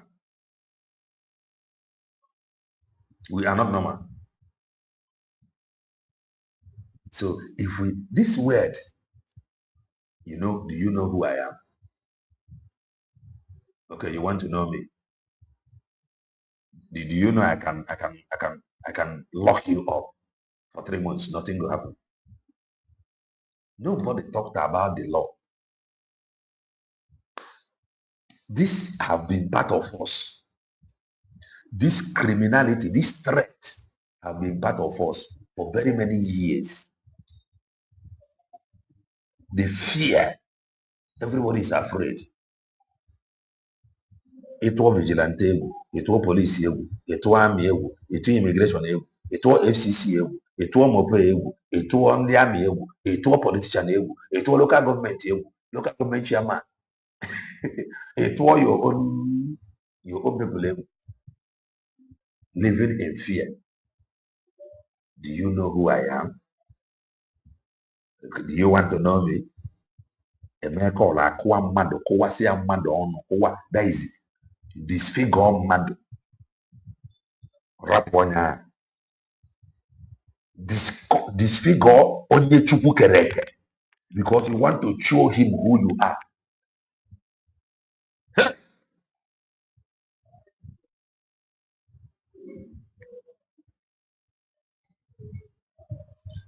They can be happy. Do you blame them? After all, other states is enjoying 24 hours electricity and they are not enjoying. Other states is enjoying good road, railway, sky train, and they are not enjoying. So they have to be happy. Now let me just answer. Your mother is in this huge for you. Always they don't want rooted result. That is father are they don't this huge, we know there's some problem. This huge don't solve problem. We don't. We only try to manage it. Listen. Yeah. If you go to fill forms in interview, they will ask you which tribe are you, what do you write? The same thing can na-ajụ ndị a na-champion omenala ọ dị mma. But when they push it too much, eju afa na your international passport kedu ife idere ya? Because onye ọbụla ma n'obodo bongo na ife dịgodi nnọọ recognized Christian and ndị na-agba isi ala when they want to or this o nwere ife bụ na ịjụ ekwensu ịjụ ọrụ ya niile. Maazị Ekpanjọkụ juru obodo bongo, o wepụtara akwụkwọ obodo bongo chawasịa ya like kọtụ gasịa ya nwa ya ọkụ wepụta the medals ya na-akpọ ya ogo he won as a sportman for obodo bongo, o wepụta ya return ya back to obodo bongo.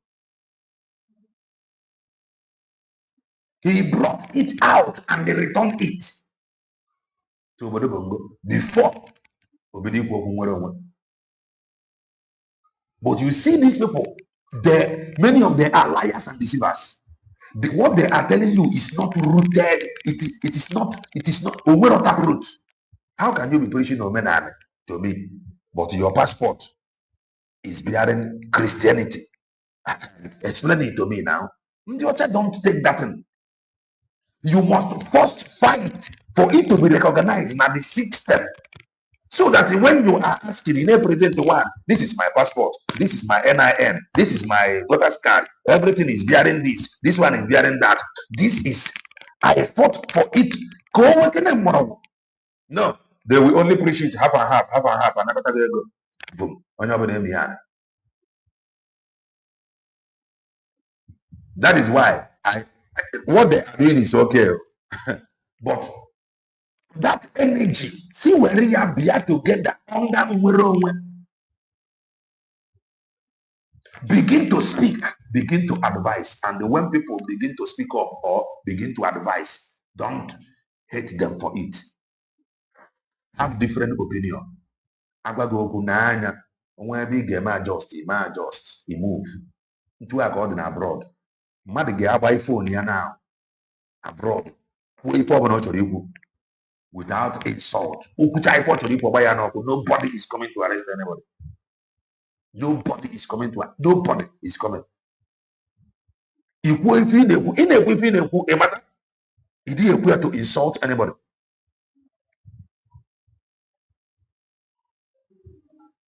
Exactly now, as a way for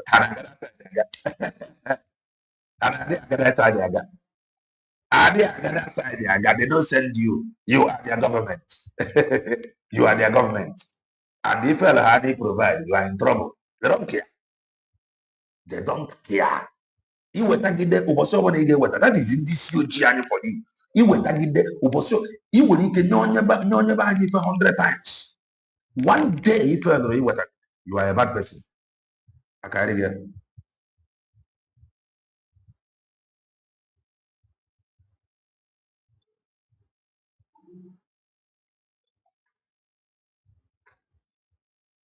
As it stands today, people will write traditionalists in that gap, and it is acceptable. All traditionalists kafaderia. Law traditionalists kahaderia. Kembo fana like ground. He make sure now that traditionalist it is beyond if social media. It is beyond if social media. It's just like you have a Christian name given to you by your parent, and now as an Romana and a person, you still go by the name until you change it. But one thing about Obodo Bombona currently, it changes some certain things in a document that is. It changes some certain things in a document in Obodo Bombona that is. Ordinary date of birth, it changes in fact, it changes some certain things. That is the truth. Or they are this easy, it change. Renewal. You know the easy. Or they are this easy now. Ask. In the name of we change it. Some changes now from Abuja, and you are going to pay heavily. And if you are making any change now, from passport, that change, we are everywhere, including banks. Or they are these some changes now. So that is that. Let us continue to listen to him. We write Igbo. I have traveled out of the country. I write Igbo tribe. There are 3 basic tribes in Nigeria: the Igbos, the Yorubas, and the Hausas. That's the 3 basic tribes. Every other one, they are regarded as minor tribes. Even, yes, they are regarded as minor. I think after that, I think you have the Jaws as the 4th largest ethnic group. Which one do you belong? How do we start creating some splinter, click on? All these things are just politics. People's individual selfish interests trying to oversee collective interests. That is the problem, Ephraim, with money. And then when they engage the money, man, able with money, everything is possible. Like I said, and a change, man, they are this all connection and the ego. Connection and the ego. All the sentinel you have connection. What is the reason behind each change here? Before I got change here, because just changing it is not enough. And I spend the ego. If over the intro, nobody will go as long in need a doctorate degree. Anything over the intro. Man, in a functional system, it is not so. Everything you want, you want here with money. And whenever you have everything is not about money. To change only one letter from your NIN is 25K, and you have to wait for like 3 to 4 weeks. Okay? NIN. Even where something that changes now. If you change anything like NIN, then each check passport, make what you only change with a passport. Then each change you make what you only change in a bank. So this is why people have to be careful while making some changes. Let me be very candid with you. There are persons, there are individuals when people tend to make their personal interest to supersede collective interest. Personal interest supersede collective interest. Collective interest equal facility the law. Man, the law have failed. Personal interest become the order of the day. That is why you hear words like, do you know who I am? Do you want me to deal with you? Everybody is looking for who to oppress. Even you. If you go over even now to oppress somebody, now I want to show him that I have connect. Now just take him, lock him up, and you will do it. Let's continue. They bring out a lot of things they will bring out.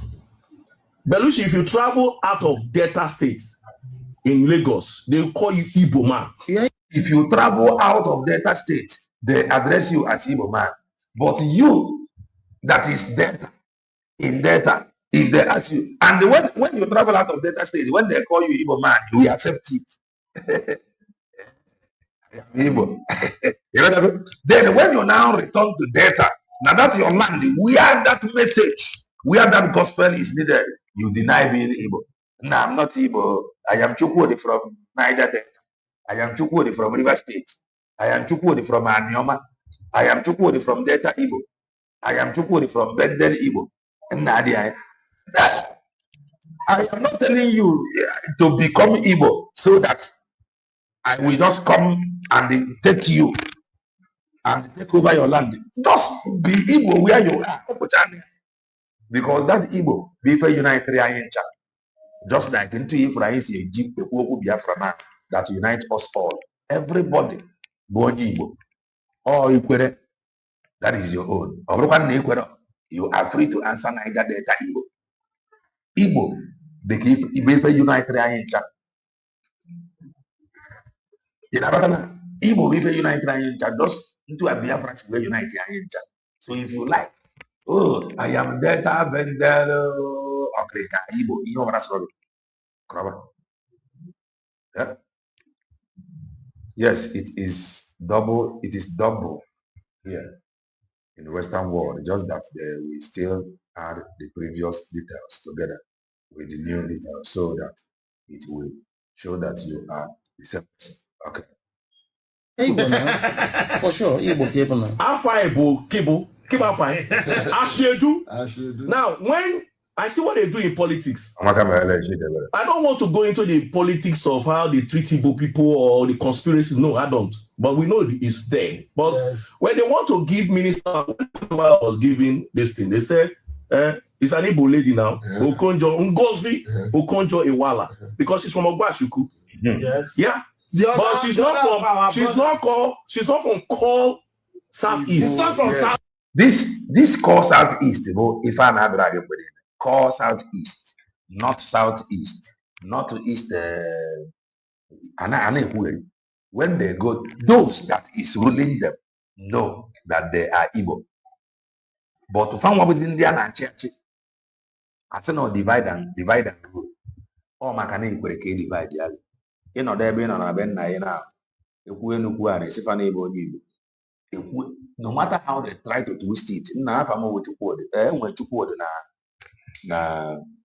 Imo State, enwe Chukwudi na Ebonyi State, mana mụnwa bụ Chukwudi nke River State, mụnwa bụ Chukwudi nke Anioma State. Onye akwụsị ọgazu ike. We are Igbo, but Abuja knows that you are Igbo. Instead of you identifying yourself as Igbo, You are seeing it that as if when you identify yourself as Igbo, you are doing me a favor. Ọ nwere award na-enye ndị Igbo na Abuja.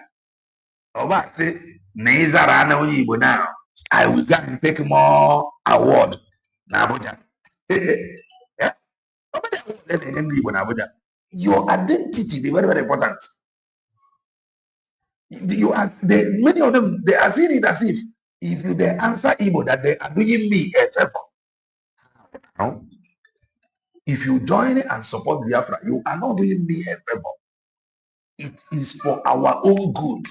You are going to govern in your own land. Local government, your own local government. Urumbaga to general vote, to vote. So we should stop seeing it as if we are doing anybody a favor, answering Igbo. I'm Delta Igbo. Delta. But she's Igbo. Accept it. Igbo man should accept it. My problem with us, Igbo. What is the other guy that Buhari gave? He mentioned yes, Emefiele. He called Emefiele. He called our brother from Onitsugbo. The one he made minister of petrol, Kachuku. He said these are Igbos. Now the issue is the Igbo man across has an issue with us. Yes. This is what they always say. The Igbo man across. Where is this across? Across the Niger. That is across. The bridge. Igbo man across had an issue with us. Me, I don't have an issue with anybody. I don't even know if you want to answer anything you want to answer. That is your business. You are abroad. All of them identify themselves. Many of them with Igbo community. He said some certain things here, which is good. Man, for how long Kafaga stop he deny this Igbo? You must know it. You are not doing me a favor. You answering Igbo, I am not going to take it to go to Abuja and collect any money from the federal government. See, in fact, you are even doing yourself a favor. You are doing your ancestors favor, not me. Or what if Abuja, I say, no, when a number of people have identify and have Igbo now, they are fried automatically. So that is your business. He said that Igbos across have issue with them. I don't have issue with anybody. In fact, there is this lady that I met. She is from Onitsugbo many years ago. Money ana bankata of the Kromo, the same thing on Igbo people that side is saying that we are not Igbo. They are the people saying that they are not Igbo. Then when you now hear it and they say the same thing they said, they will now twist it. Igbo people that side they say that we are not Igbo. But it is you who are saying that you are not Igbo, that you are Igbo Niger Delta, Igbo South, Igbo Southwest. This is Igbo East. Then I see here, Igbo South. You see, no. I don't think we have any issue because I told that lady, say, and if I ain't a call if I told her, Igbo Kaina, so I do that. So on the Chubo, on the Chubo, on the Chaubo, on the Cha. On the Chubo, I say, I'm not Igbo. That's Igbo people there. They say that we are not Igbo. Then what do you say? What are you saying? I am not Igbo that side. I am not Igbo. You see the confusion? Chai! Nah. If we can embrace Ifanyebo, embracing that whom we are, or embracing what we are, okay, man, we are going to embrace Umwerowa and Umwerowa Abioseso. We are holding ourselves. Obrokala Anioma state here and we're going to create now the sense of belonging to boldly and proudly identify themselves as Igbo. Okapuma. But before Fana Media, Famata Matana USB declared the mania, that alone, no one negative. Bonye Gazoga, Aboronyamba. I put up a city, all of them should become a number. Maneke Wariekewa. Neifa about Anioma State. USB declared their mania before Bodobungana. Now, or Bodobungana now. You must embrace you. Stop seeing it when you identify yourself to be Igbo. But I'm thanking God today. They are realizing that they need to align. That's why I like Yorubas. He said they need to align, but he himself don't want to align. It is those people across that we always come to align. They are expecting those across to always want to always come to align, but they don't want to align. When you tell them you are Igbo, Okoronkwo, you are asking Okoronkwo, but your name is Okoronkwo. How come you say you are not Igbo? I am not Igbo. I am Delta Igbo. But they want you to align. Are you listening to what I am hearing? Hey,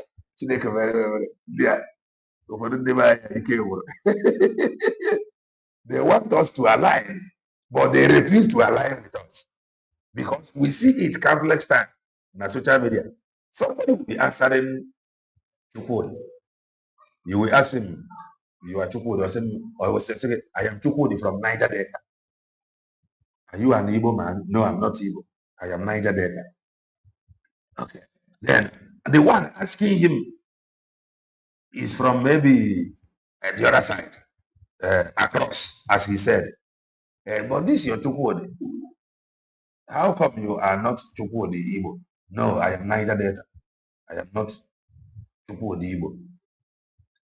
But the reason why the Chukwudi across Jiajuya about his own Chukwudi is to align with him.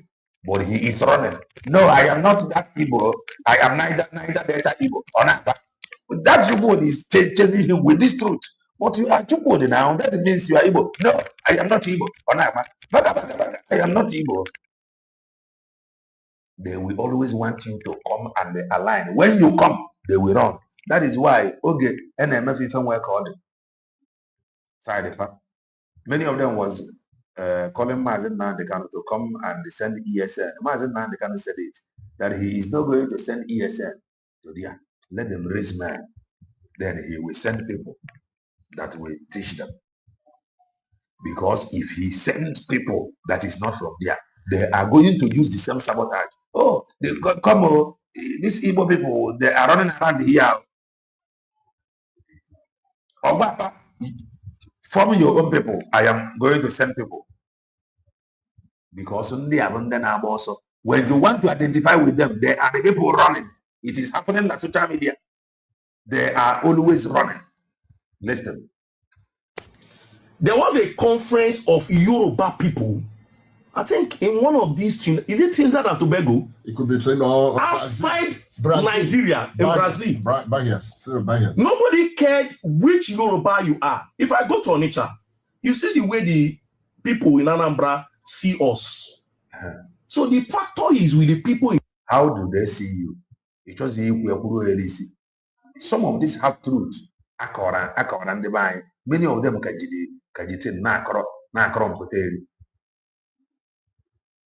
you see how they see us. How are they seeing you? You go to Onitsha. What you go there is to buy your market and leave. You whoever is but no, you want to tell us how we see you. As a Igbo across. With a face mask. I am now seeing Igbo across. Igbo across is here. Nothing. How are they seeing you?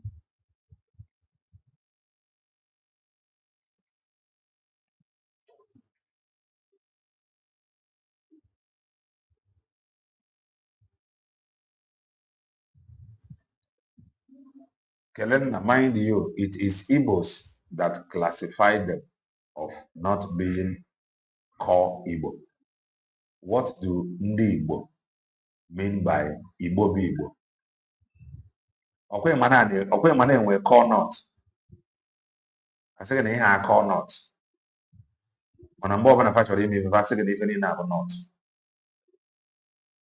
Ife abụ ife a this divide and rule a na-akọrọ gị. Mmadụ ịpụta sị gị I am called Igbo. Kedu ebe edere ya ede? Gazette ya that you are called Igbo. But this man is saying here, La Anioma na Delta State. It was gazetted that they are Igbo. The same thing I know. Do you know who I am? They have bypassed the truth, the law. Kwesịrị ịbụ ife aga na-enegara anya wee na-ebi ndụ. They now their everybody opinion onye ọbụla chọrọ ịnụ onwe ya. Iruo na north, ị na-anụ call north. Ị bịakwa asị gị call Igbo. I don't use it. The same thing on na-ekwu na Igbo is the other side. Ya nwa asọ wee call Igbo. So abịa divide ọnwụ n'otu a na-akọrọ ife na-akọrọ. You must force yourself. Ọkwa onye zọba ekenya. Onye zọba ekenya. Iruo na your father's house. Firstborn cannot take over everything because he is firstborn. Ka ndị ọzọ na ya. Ọ bụrụgodị na iri na-enwere firstborn. Ndị ọzọ ga-ana gị n'afọ. Ihe nwe ihe nwere wepụta ya. Eke ya eke. Onye ọbụla ekwechiri. Zọba afịa na the family. Onye ọbụla sogbu onwe ya. A na-akọ ihe nwee ka ọ dị. In the southeast, the way they see us, they want to liquidate us as in Unabuna Igbo. Yoruba doesn't treat Unabuna Igbo. Get the discussion because more than even on social media, the comment section, now some discussion. A got comment section on your Naza Igbo or second Abor Igbo. Mano Chopizie no on your Zobe Kenya. Someone the Anioma, one lady named me on Facebook. That lady Kuria. The very day ya patraswo Igbo na support ya nwetere na her follower rised immediately from zero. Her follower skyrocketed maka na ọsịrị Igbo and then pụtara anafụ ndị anasị Igbo side the data I always support. I am telling you, me I always support because I love listening to a first and see Igbo. I love it. That lady could na putago so asusu befa side in the River State here. In the Anioma side here. Na putago so asusu Igbo. All of them joined and they followed her handle immediately. That is reality. It happened, but she testified. Manebia. Israel is called Igbo. One Nezobo maybe. This Biafra is for that call Igbo. Welcome, man. It is for us all. On our move for call Igbo. They were created here in Yoma State before we go grab every media. Call Igbo. Oh, Igbo people is going to dominate me. How? They have businesses everywhere in Lagos. Far dominating in the Yoruba hand. Look at our brother. No, South Africa. South Africans are telling him to go home and defeat his country. Are you Igbo? Call Igbo or not? A Bongorian is a Bongorian. All you want to if that is your business. Every Bongorian have this green passport. That is your identity. Every Igbo man should be proud of his Igbo identity. Whether you fall from, whether we be on the river area, if I am a Kobo, you should be proud where you are as an Igbo.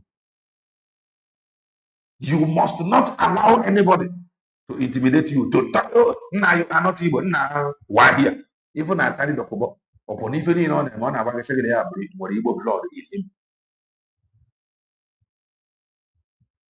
Onyazoba, Ekenia, Quechiri, no, Quechiri, no, here. Green passport to unite us to the Bongorians. How about Igbo? You are now running. You should actually when they call Igbo that green passport, call not. Call Igbo is using this passport. Green passport to unite us as Bongolians. That way the Igbo should unite us as only Igbo, no matter what we know. I do support any onye ọbụla bụ nwanne anyị nwanyị nwoke na-asụ Igbo ndị Anioma and Ifa. I love it. I love it. In fact, only some of their food, like this soup of apple, ejiri, apple, or gari of apple. In an outside there, then is carry of apple, not of apple, ejiri rice. Of apple, ejiri, gari. I love it. So, Zobo will go over there on Igbo. If you ever I do all the marvel Igbo on Igbo, and I know that is your business. So, we should know these things. As long as you are speaking Yoruba, even if you are Brazil, they call you Yoruba. Brazil. Recently, I listened to a Jamaican in the person of Buju Banton. Is it Buju Banton? No? Yeah. Saying that he's Igbo. Yes. A Jamaican. Yes. He's proud to say, I am Igbo. That they... A Jamaican, he got a flight. A Jamaican, not a Jamaican. Nasi ni abo Igbo. Manonya, onye get the abolo bridge in Mongo Park. Many as now Mongo Park or get discover. Onye Niger bridge, onye head bridge divider in there. He's telling you, if I just go there, now give me a second. I actually can get your memory, and I don't want this thing to be playing. I want to talk. Give me 1 minute to make a pee. Another.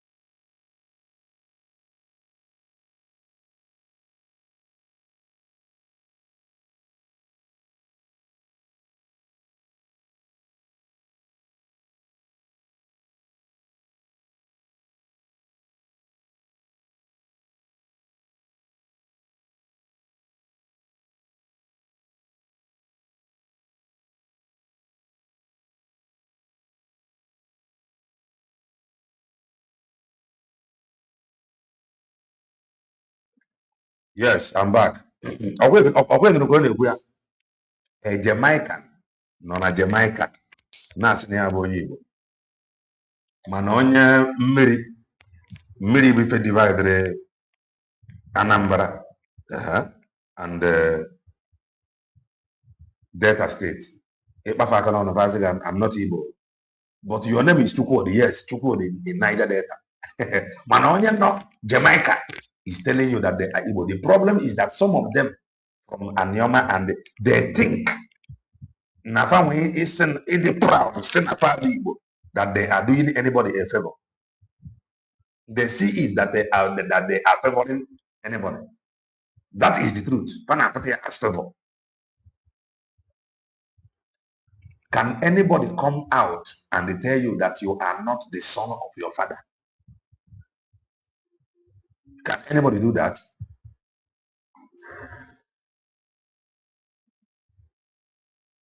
Nah, let's see one more.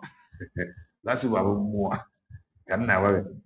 Nobody will tell you that you are not the son of your father. Even here, our treasurer in Nzuko Ndibo comes from Omo Nede. If you identify yourself with us, we don't discriminate. Guinea can discriminate. Guinea can discriminate. Discriminate Guinea. Guinea can discriminate. Guinea can discriminate. na-ekwu na mmụọ ga-abụ a na-ekwu ka nwere onwe bịa ọsịsọ. These things bụ ife ji nwere onwe a. Some of them, they are seeing it that they are doing, according to them, the so-called core Igbo, that they are doing them a favor by identifying with who they are. Can anybody come to your father's house and tell you that, no, that this is your son name or Korongwo, he is not your father? Will you agree? You will not agree. But you are answering Okorongwo. And you want somebody, oh, I'm Okorongwo from Niger Delta. If I ji nwere onwe, and if I be ndị ọjọọ na-atụ ụjọ, because they know that any day we know ourselves, we can move mountain. Any day we know ourselves, we can move mountain. Yes, it is true. I have a female friend from Jamaica. She is a custom officer. She told me that she is Igbo. That is what her late parents told her from Anambra. Okay. La Jamaica. Mana ndị nke ngị na fa na-afụ every time, every day. Fa na-ejekwa afọ Ọnịcha bụkwa fa nwunye ahụ. Ọnịcha afọ Ọnịcha bụ fa nwunye. Ndị be anyị na-erekwa mkpụrụ osisi na-agbadakwa saịdị Ọnịcha ugbo ahụ ụmụ na-ede na ihe a na-ejekwa eje bụ mkpụrụ osisi, but they are not Igbo. If any day ọbụla anyị kwuru onwe anyị as one, nwere onwe abịara, they know. Just identify who you are. Identify yourself. Okay. I support that same girl also. She is from Anioma. After she made that comment, many Igbo upgrade her post. Igbos follow her. She lives in Lagos, according to her. Yes, I'm from Yoruba, follow her. Because I like them, that into so. And the ones were like, my own. We are one people. You are not doing me a favor. If you can proudly identify yourself as Igbo, I will identify with you because I want to learn. Now, somebody from other region, they will not understand it. But anyway, when they like this, my best mechanic,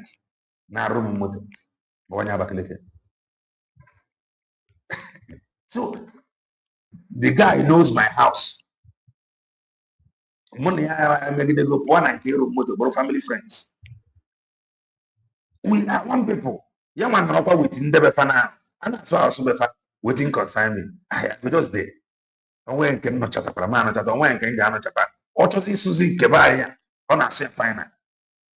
We are one people in order. And I probably my papa say I be Igbo. Kunye and two are your party wherever they are. No. I don't want to. Is it by force to be Igbo? Is it by force to be Igbo? It is not by force. Is it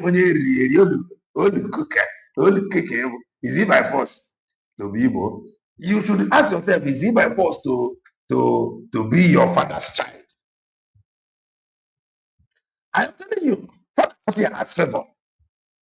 Father Putia, how can I say that I am Igbo? I am not Igbo. Father Putia has favor. But that sister made that post. People trooped in. Support why? The mother gave him buju, and he tried to relate it how he came. But the Igbo man accept him as Igbo. Of course, I am accept. So the core people must accept this. Okay. I am Igbo. I am Igbo speaking.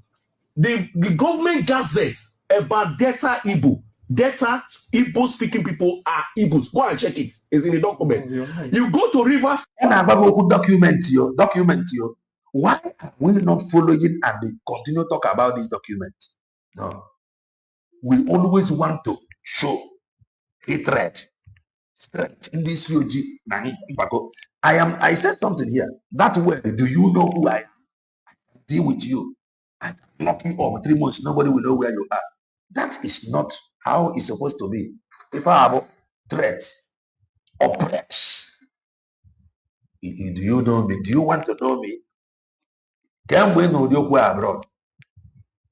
Can we know such word? Do you know me? Don't you know I'm a police officer? Come also. Don't you know I'm a you now abandon your right. You now abandon the constitution. You run away because he's a police officer. Now like that we go the day. Yeah?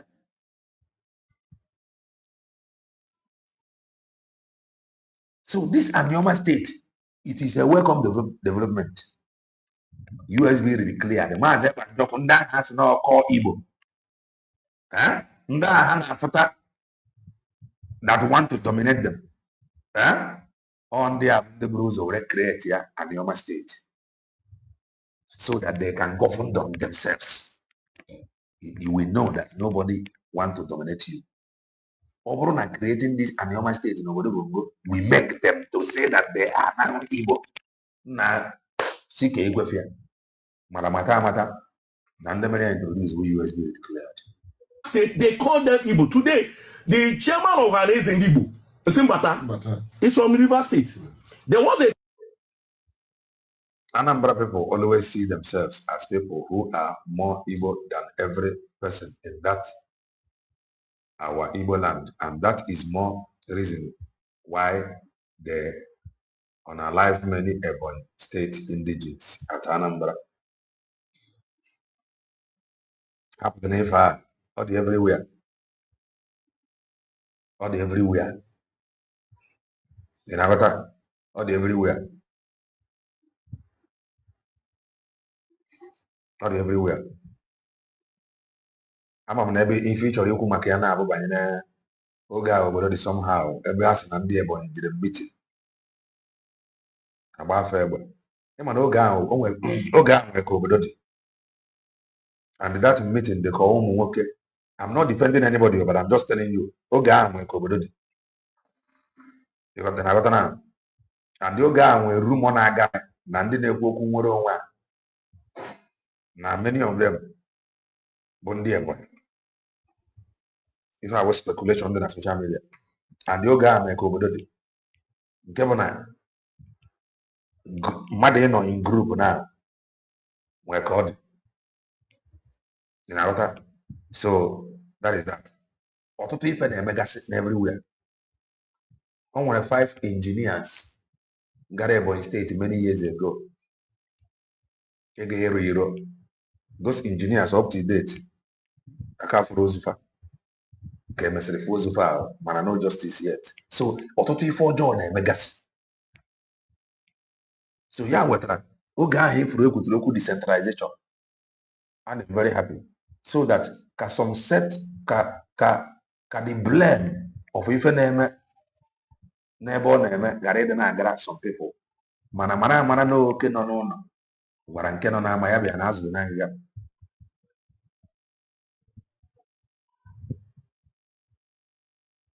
Ọ ife abụ side ya aga na side ya aga na o nwere ife mee something happened.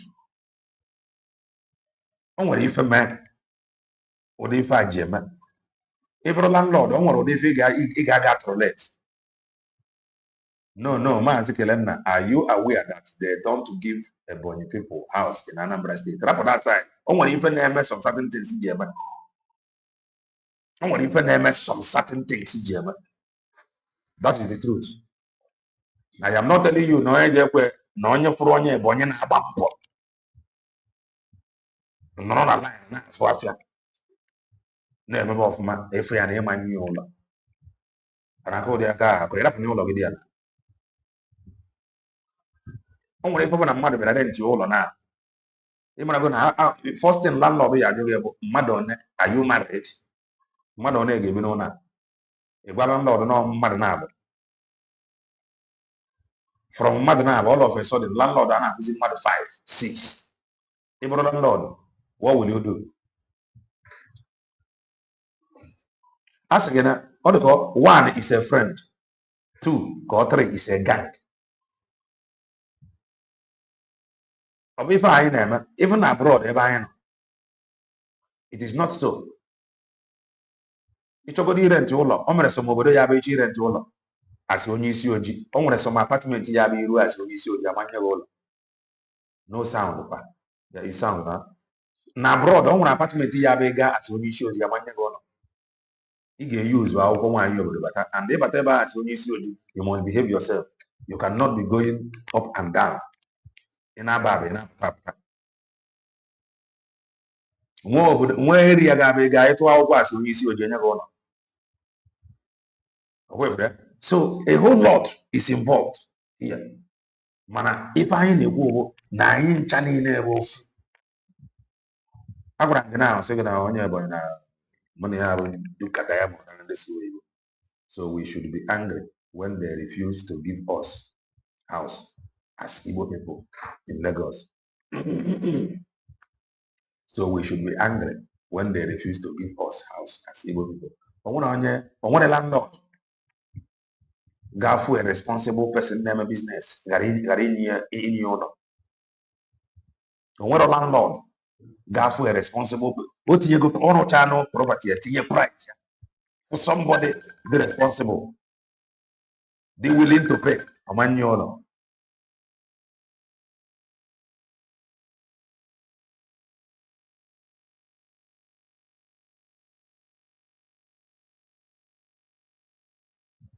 Landlord responsible tinye price or but a responsible person. Very year ago there or Simba, the amanya. Or we things in that man or that woman, that landlord no refuse the whole does not mean that the whole Anambra refuse the whole. I just gave you an example. Abroad. Ebe ya bụ iru eji ịchụ ụlọ as onye isi oji amanye gị ụlọ. Ebe ya bụ ịga enye gị ụlọ. So na one landlord ekwere ya change his pattern. Gara onwe ya na another landlord. Iruo obodo bụ ngo onwe ka ọ dị na iruo identify yourself very very well. What you do for a living, because some fear of the landlord bụ ka ị gara ịbụ somebody ya ekwuru anụ ụgwọ ụlọ one time.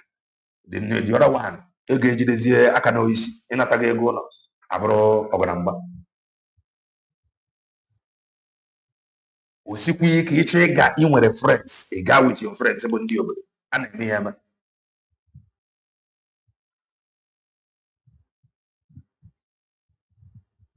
Exactly. Past experience is the best teacher. And this very guy is a guy who is doing well in business. If he is a guy who is doing well in business, he should know better. If he is doing very, very well, he should know better. Because he has friends. He should know better. As a tenant. Landlord, that is that. Let's move. The time somebody from Delta presiding of Washuku was the chairman of organizing Igbo. So what are we talking about? So I deal with my now. These are, remember here, he told you now some Igbo is the other side. Maniha ne kunyana about organizing Igbo. Ona bagi no the chairman. Let me take it back. Papa say that Igbo that side. Mana that Igbo that side no. There among those people also have Igbo. Onya president of organizing Igbo. Listen to it. The Southeast. The way they see us, listen. They want to liquidate us. When they see us, they want to liquidate us. But Onya side the chairman of organizing Igbo.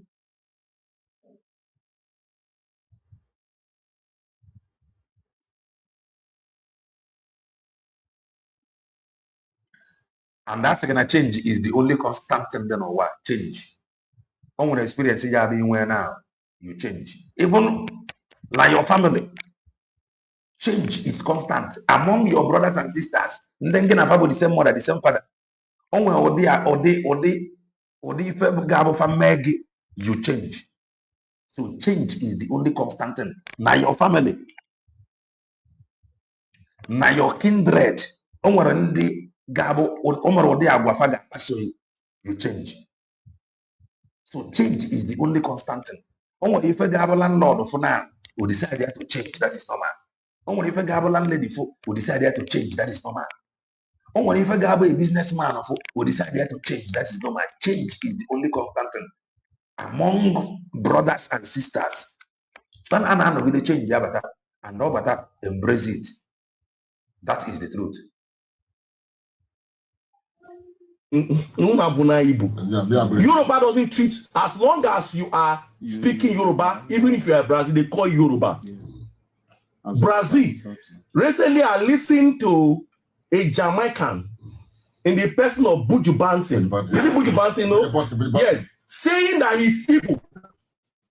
A Jamaican. He's proud to say, I am Igbo, that the mother gave him Buju. And he tried to relate it how he came.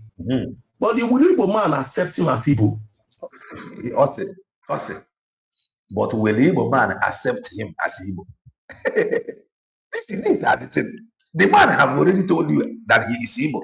Or when you get as only Igbo, and he was rejected. Maybe you know a meeting now. It might be that you cannot just come from anywhere, just not put there. Somebody must bring you. How do you know now if when never meet nearby? Yeah, how can you just come? Will Igbo man accept him as Igbo? How did you come? Maybe your friend. Think what I go to your friend. Your friend, the way I go in the meeting. In the meeting, I say, what yeah, no one now, you know, if I interact, all of a sudden it just appear like a spirit, and you want them to accept you. Nobody will do that. So before if you are joining a meeting, somebody go. Wherever you have each now, some tenant, some agent, for the responsible. Find what you say that they can be your chotty or something. So somebody in Jamaica identify himself to be Igbo, and he is saying, can Igbo accept him? Then who is the Igbo? The man who they have on Igbo. So they may accept where do you want to accept him? Eh? The man in Jamaica is saying that he is Igbo. He is worried, will he be accepted? Niger Delta is saying that he is not Igbo, answering to what? Accept. And those he feared that may not accept that man have accepted his brother. Igbo chairman of Ohanes and Igbo. Listen to him. Child, any day we feel this thing. Be proud. I am Igbo. Be proud. Your father's son. My father's son. Whether he like it or not, I am your son. Because I am not your father. You are talking bunkum, a complete bunkum. I am your son. Listen to him. Of course, I am Ancestral. So they call people. Of course, now they may accept. Accept this. Okay. I am Igbo speaking in the Southeast. The way they see us, they want to liquidate us as in Numabuna Igbo.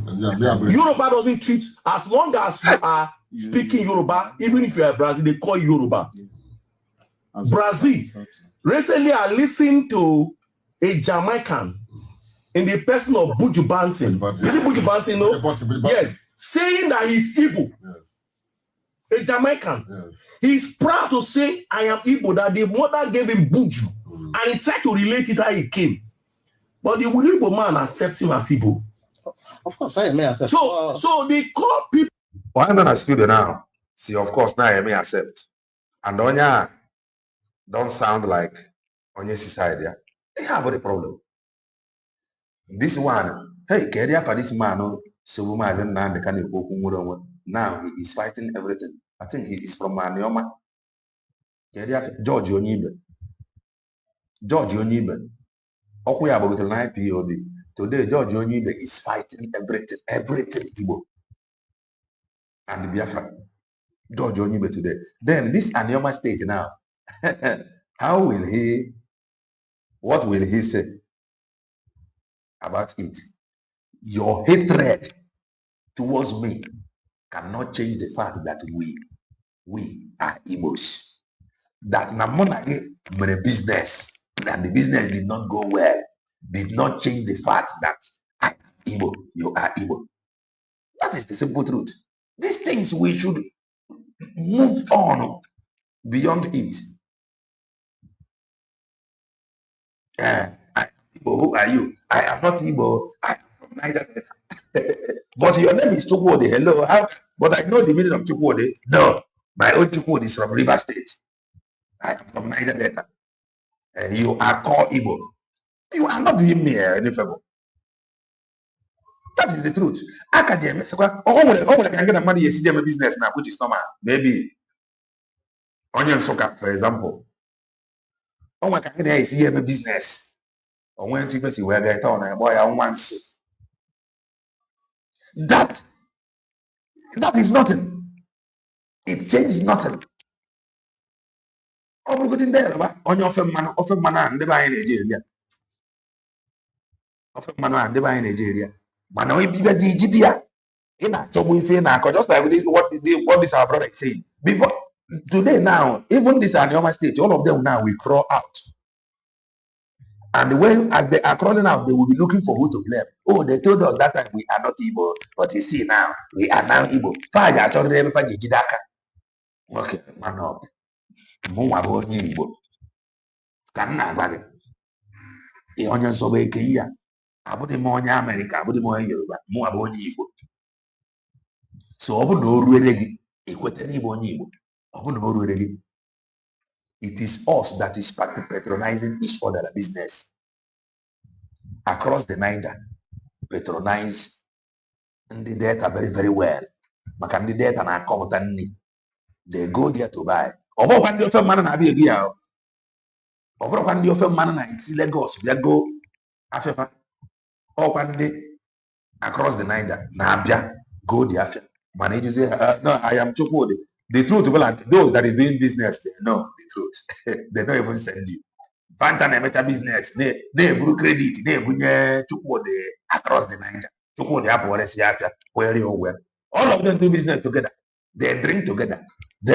But these people that have nothing to offer, that have no business, they are the people telling you that they are not evil. But those that is business, they know. Now, what could be a action? If I hear say you tell me go. Now, why not put not tell me go? I name a business or naga. Those that have no business. I am not evil. These evil people here. Kelena even Stephen Ugochukwu Kechi, the former Nadia Kedama Dikewu. Kedama Dikewu. Tomorrow now, this is Anioma state that is coming now. Tomorrow now, this Anioma state is not evil. This Anioma state, yeah, I'm telling you. What you see, you can help any state.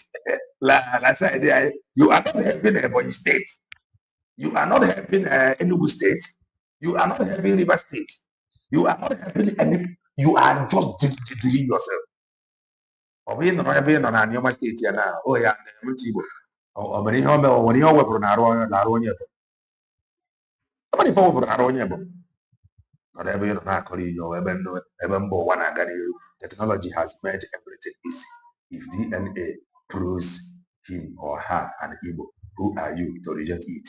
They are free. These people they can deny. These are typical Bulgarians that have been brainwashed. DNA when you get it was a hard also.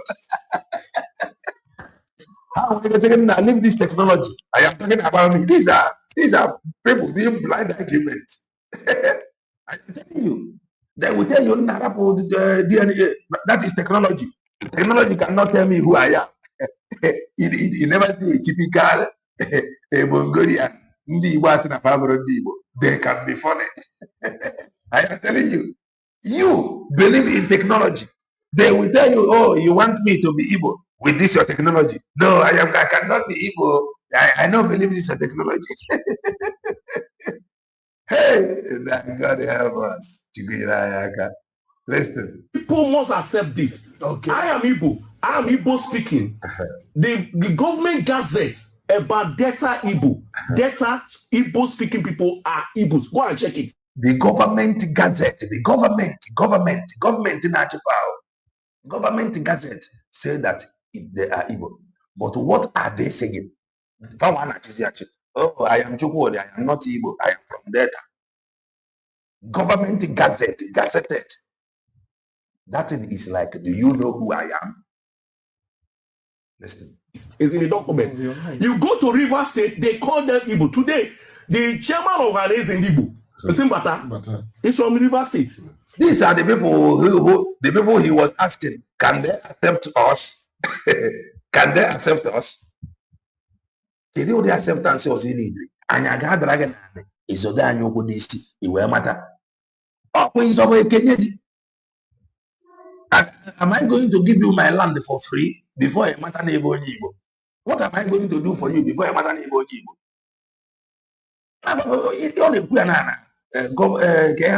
Chairman of our legend Igbo on the River State. Or can I accept an Yabo Igbo?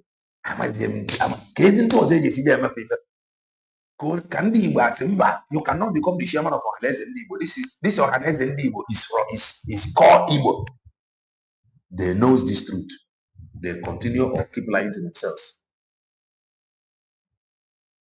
There was a time somebody from Delta presiding of Washuku was a chairman of organizing Igbo. So what are we talking about? So I deal with my present. And what my present is showing me, because if I start going to the history, then before I know I come Professor Wole Soyinka, you see now I will put them in. Mgbe nọ na line ebe anyị na-azụ moto pass, ndị na-ekwu ihe bụ ndị people that has no business bụ ndị na-akọ ife ife na-akọ. Mgbe ebe anyị na-azụ moto pass, ndị ọgbachi ukwu anyị ncha niile nọ na line na business moto pass na Lagos. Ndị ọgbachi ukwu na-eme business na-ebupụ ego. Ndị ga-eme ife pass trando. I am not Igbo. I am not Igbo. I am Chukwudi. O nwere nke a na-akpọ onye isi. Guys say ndị ọgbachi ukwu anyị ncha nọ na line na-eme business na-ebupụ ego. Ndị ga-enwe ihe pastor agba anya kpọọ suit ọ na-akọ ihe. I am not Igbo. I am Chukwudi from Delta. Mana nwa from Anioma from Ọgbachi. Mana ụmụnne fa nọcha na line. Fancha niile nọ na union. All of them fancha niile nọ na union. One union. No two.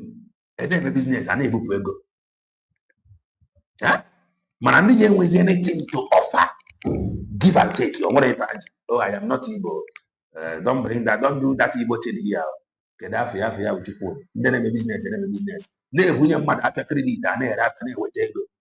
Na-aga abroad na-ebunata afia. Ndị nke ahụ ọkpọ suit ọ na-azọ local government. What I have here is that I'm Nnamdi Isiche Michael Kanfambo. I speak Igbo.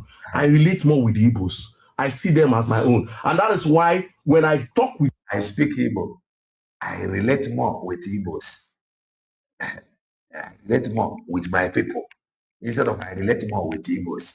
I relate more with my people. I'm going to business na eburu ego. Mepesi gasi acho.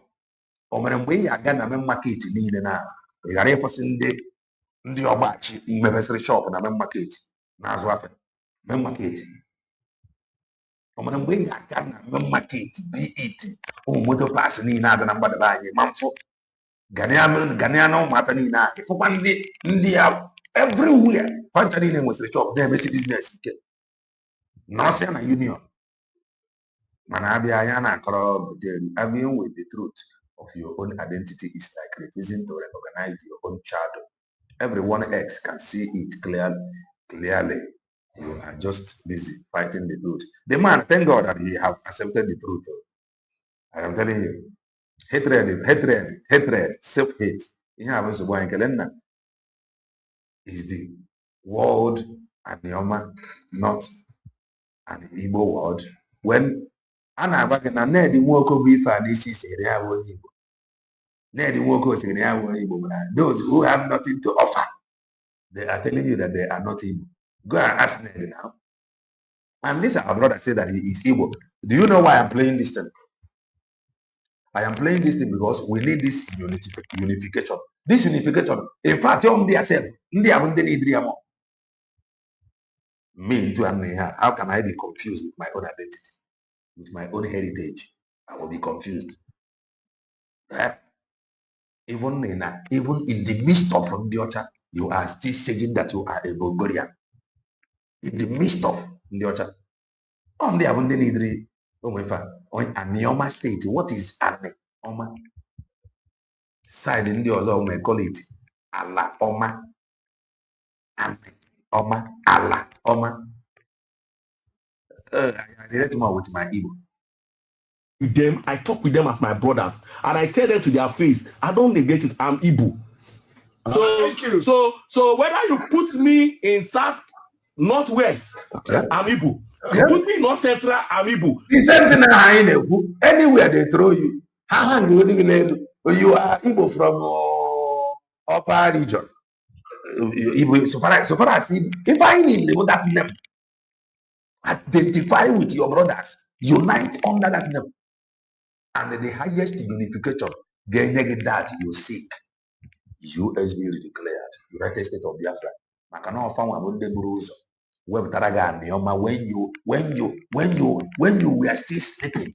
And thank God that Bulgarians, because of their political interests, but when they were already, when you were still denying your identity.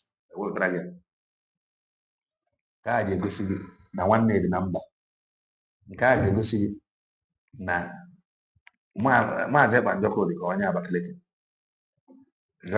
he has nothing to do with your Anioma. What he wants, the only thing he wants from you is support so that you can be free from where you are. Oge created that Anioma, Oge created that Anioma, some of you are their way. Mano onye body. Create the Anioma where you are because he wants you to be free. Suffering before unite prosperity before unite so that you will be prosperous in your land. You will be prosperous as you are fighting to develop, give your state and Anioma 24 hours electricity. That is how he will be fighting, struggling to better the life of his own people. But if the opportunity to create Anioma, my own interest is Anioma state. If the opportunity to create Anioma is best by going to the southeast, my dear, we must go. Okay, we must go. My own, in Bongo, you don't even know how can they create Anioma go to southeast. This is one name. Be Anioma, stay where you are. Anioma state, how can they create Anioma state to southeast? Even in that division in front of you, now we are Anioma. It's also one southeast, one south side, one nine, that ends it. They are still waiting for this approval. Oh, this Anioma state is southeast. Or, oh, this Anioma state is south-south. The most important thing ever one fact for the fact anywhere you are, Agriculture must come back. Okay, thank you. Okay, time not to run out. Thank you very much, Mr. Michael Nnamdi CJ, medical lab scientist, a very dogged personality. Chelly Belushi, you know why I have issues with talking history? Presently, we have different people saying different things. That is the problem. So because documentation has been an African issue. Man know thyself was accredited to Socrates, but is it Socrates that has that dictum? That dictum was in Egypt. You know what happened? But because Socrates could write, he documented.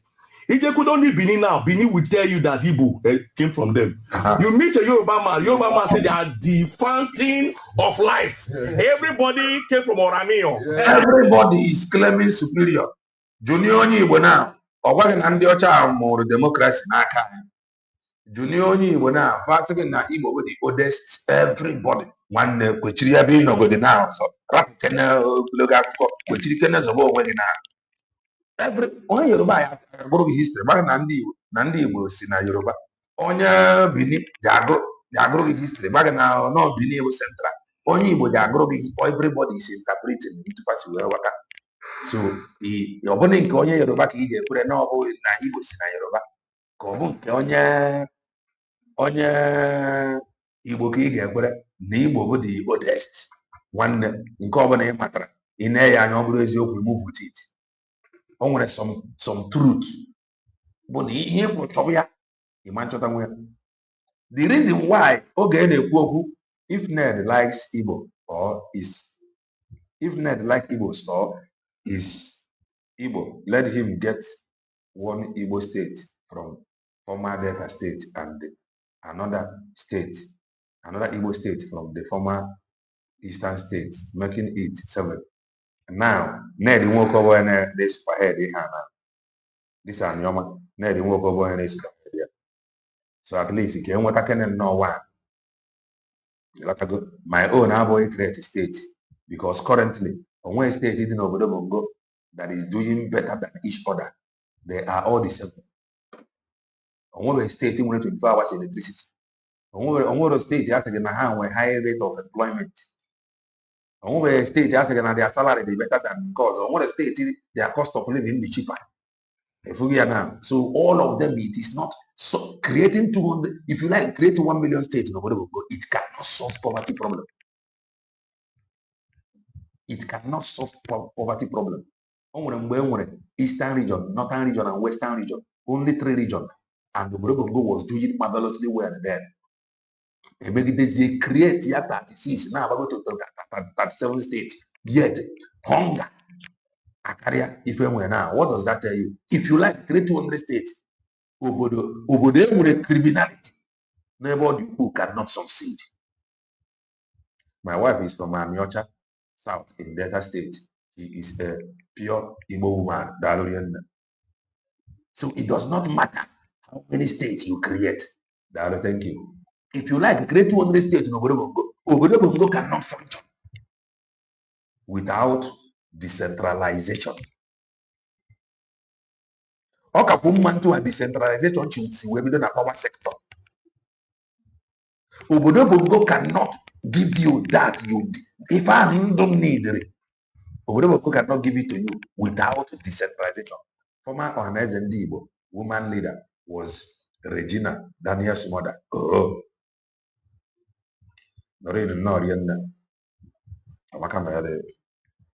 shallow-minded people, it makes no difference to create another avenue to siphon money that belongs to people, Still unsolved problem. If I win this Anioma create another state. They just one state A. Let it be Anioma state. Have they solved the problem from its root? The answer is no. When they begin to answer Anioma state now, the same bad roads, those that have been answering states from 1980, the same bad road come in face.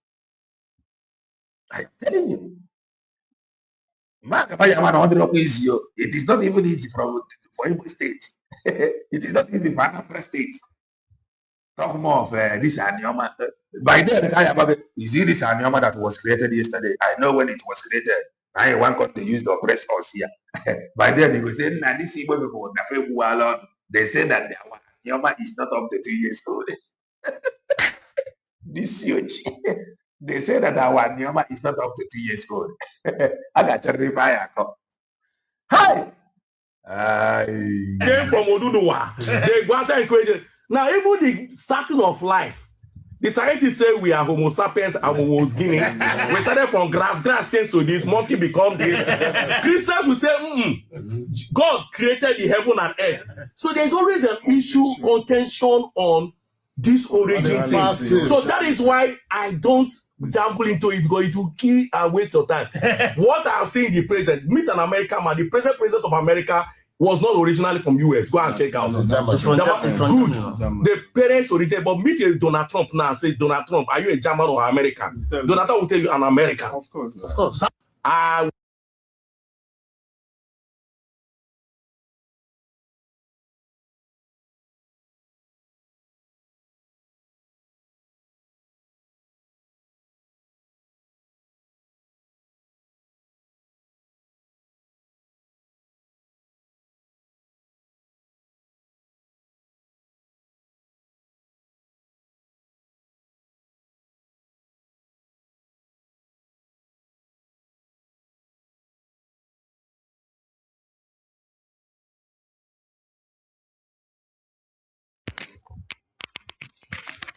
Sorry about that. So when we are still sleeping, USB declared they want to go far Anioma.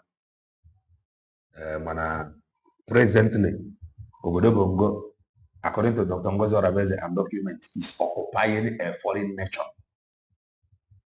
According to document, Obodo Bongo is occupying a foreign nation.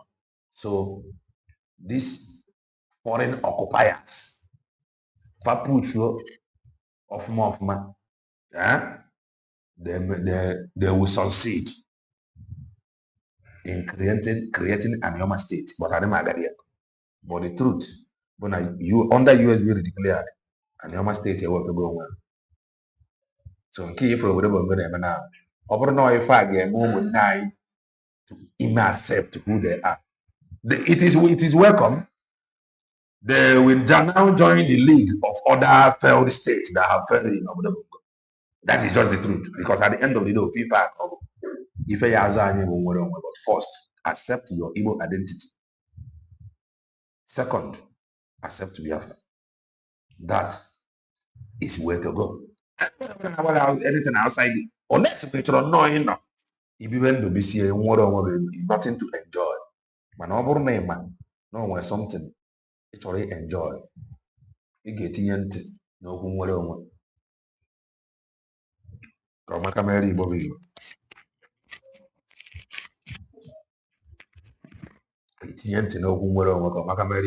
going to open the studio. I want to know if you want you come in and say something. I will be back maybe in some hours time. And it is in the world map. And you don't know what world map you have to be after. And that world map you have to be after.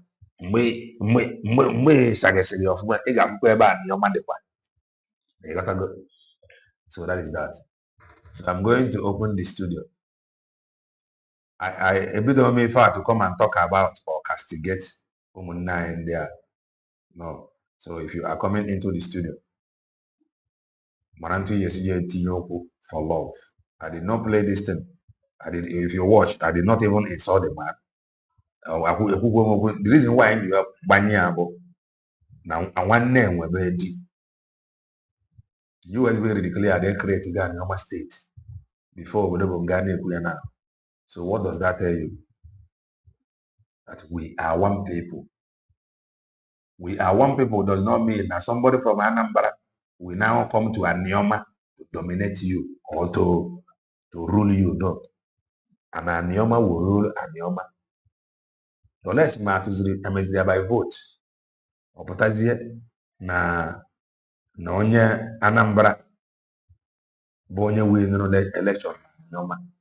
So be it. If I ain't trouble, it does not matter who becomes anything.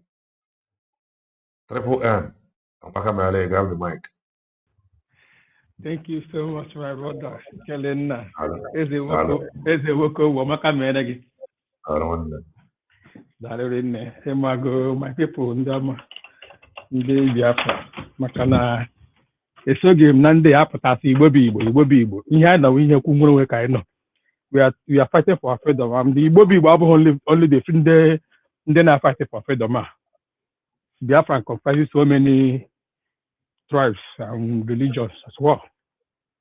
So onye ọbụla na-agwa na ọ na-ekwukwu Biafra pụtara asị gị Igbo bụ Igbo nwanne nye onye ahụ enyo onye ahụ Zoo agent. Zoo will always use a divide and rule to destroy what is on ground. Thank you so much for this topic. You know, our people, sometimes you'll be asking, are you sure these people are really human beings? When they tell you, I am not Igbo. Now, let me speak on the Igbo side. People that is telling you, I am not Igbo. But when you hear their name sounds Igbo. This issue of I am not Igbo, only in the zoo.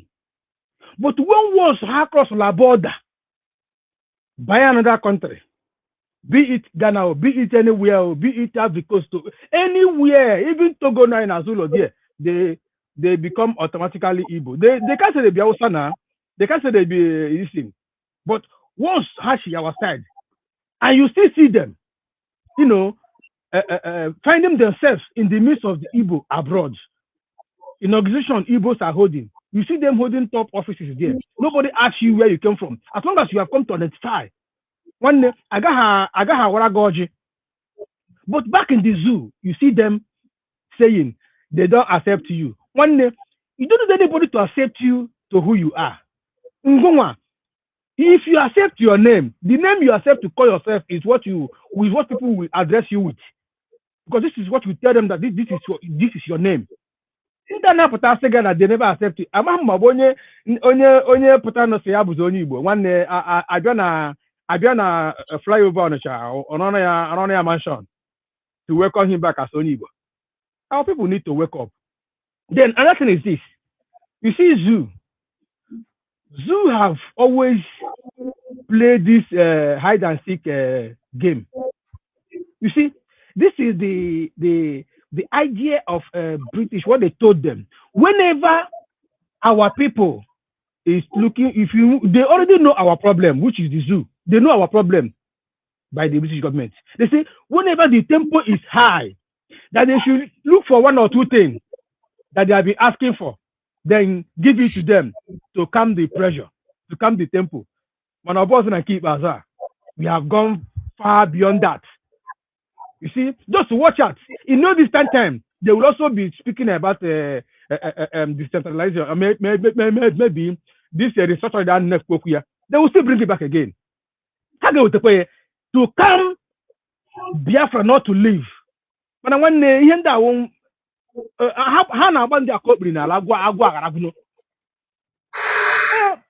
you see the state creation. We welcome it for those that in the zoo. Mana on a map USB full time. On a map USB. So let them bring it. Let those people know where they came from. First. I want to why we know ourselves. We tell our story. We don't allow an outsider again to tell our story for us. This time around, we already know it. Let them bring it. Before this, they adopt this Anioma state. There is another one, Orash.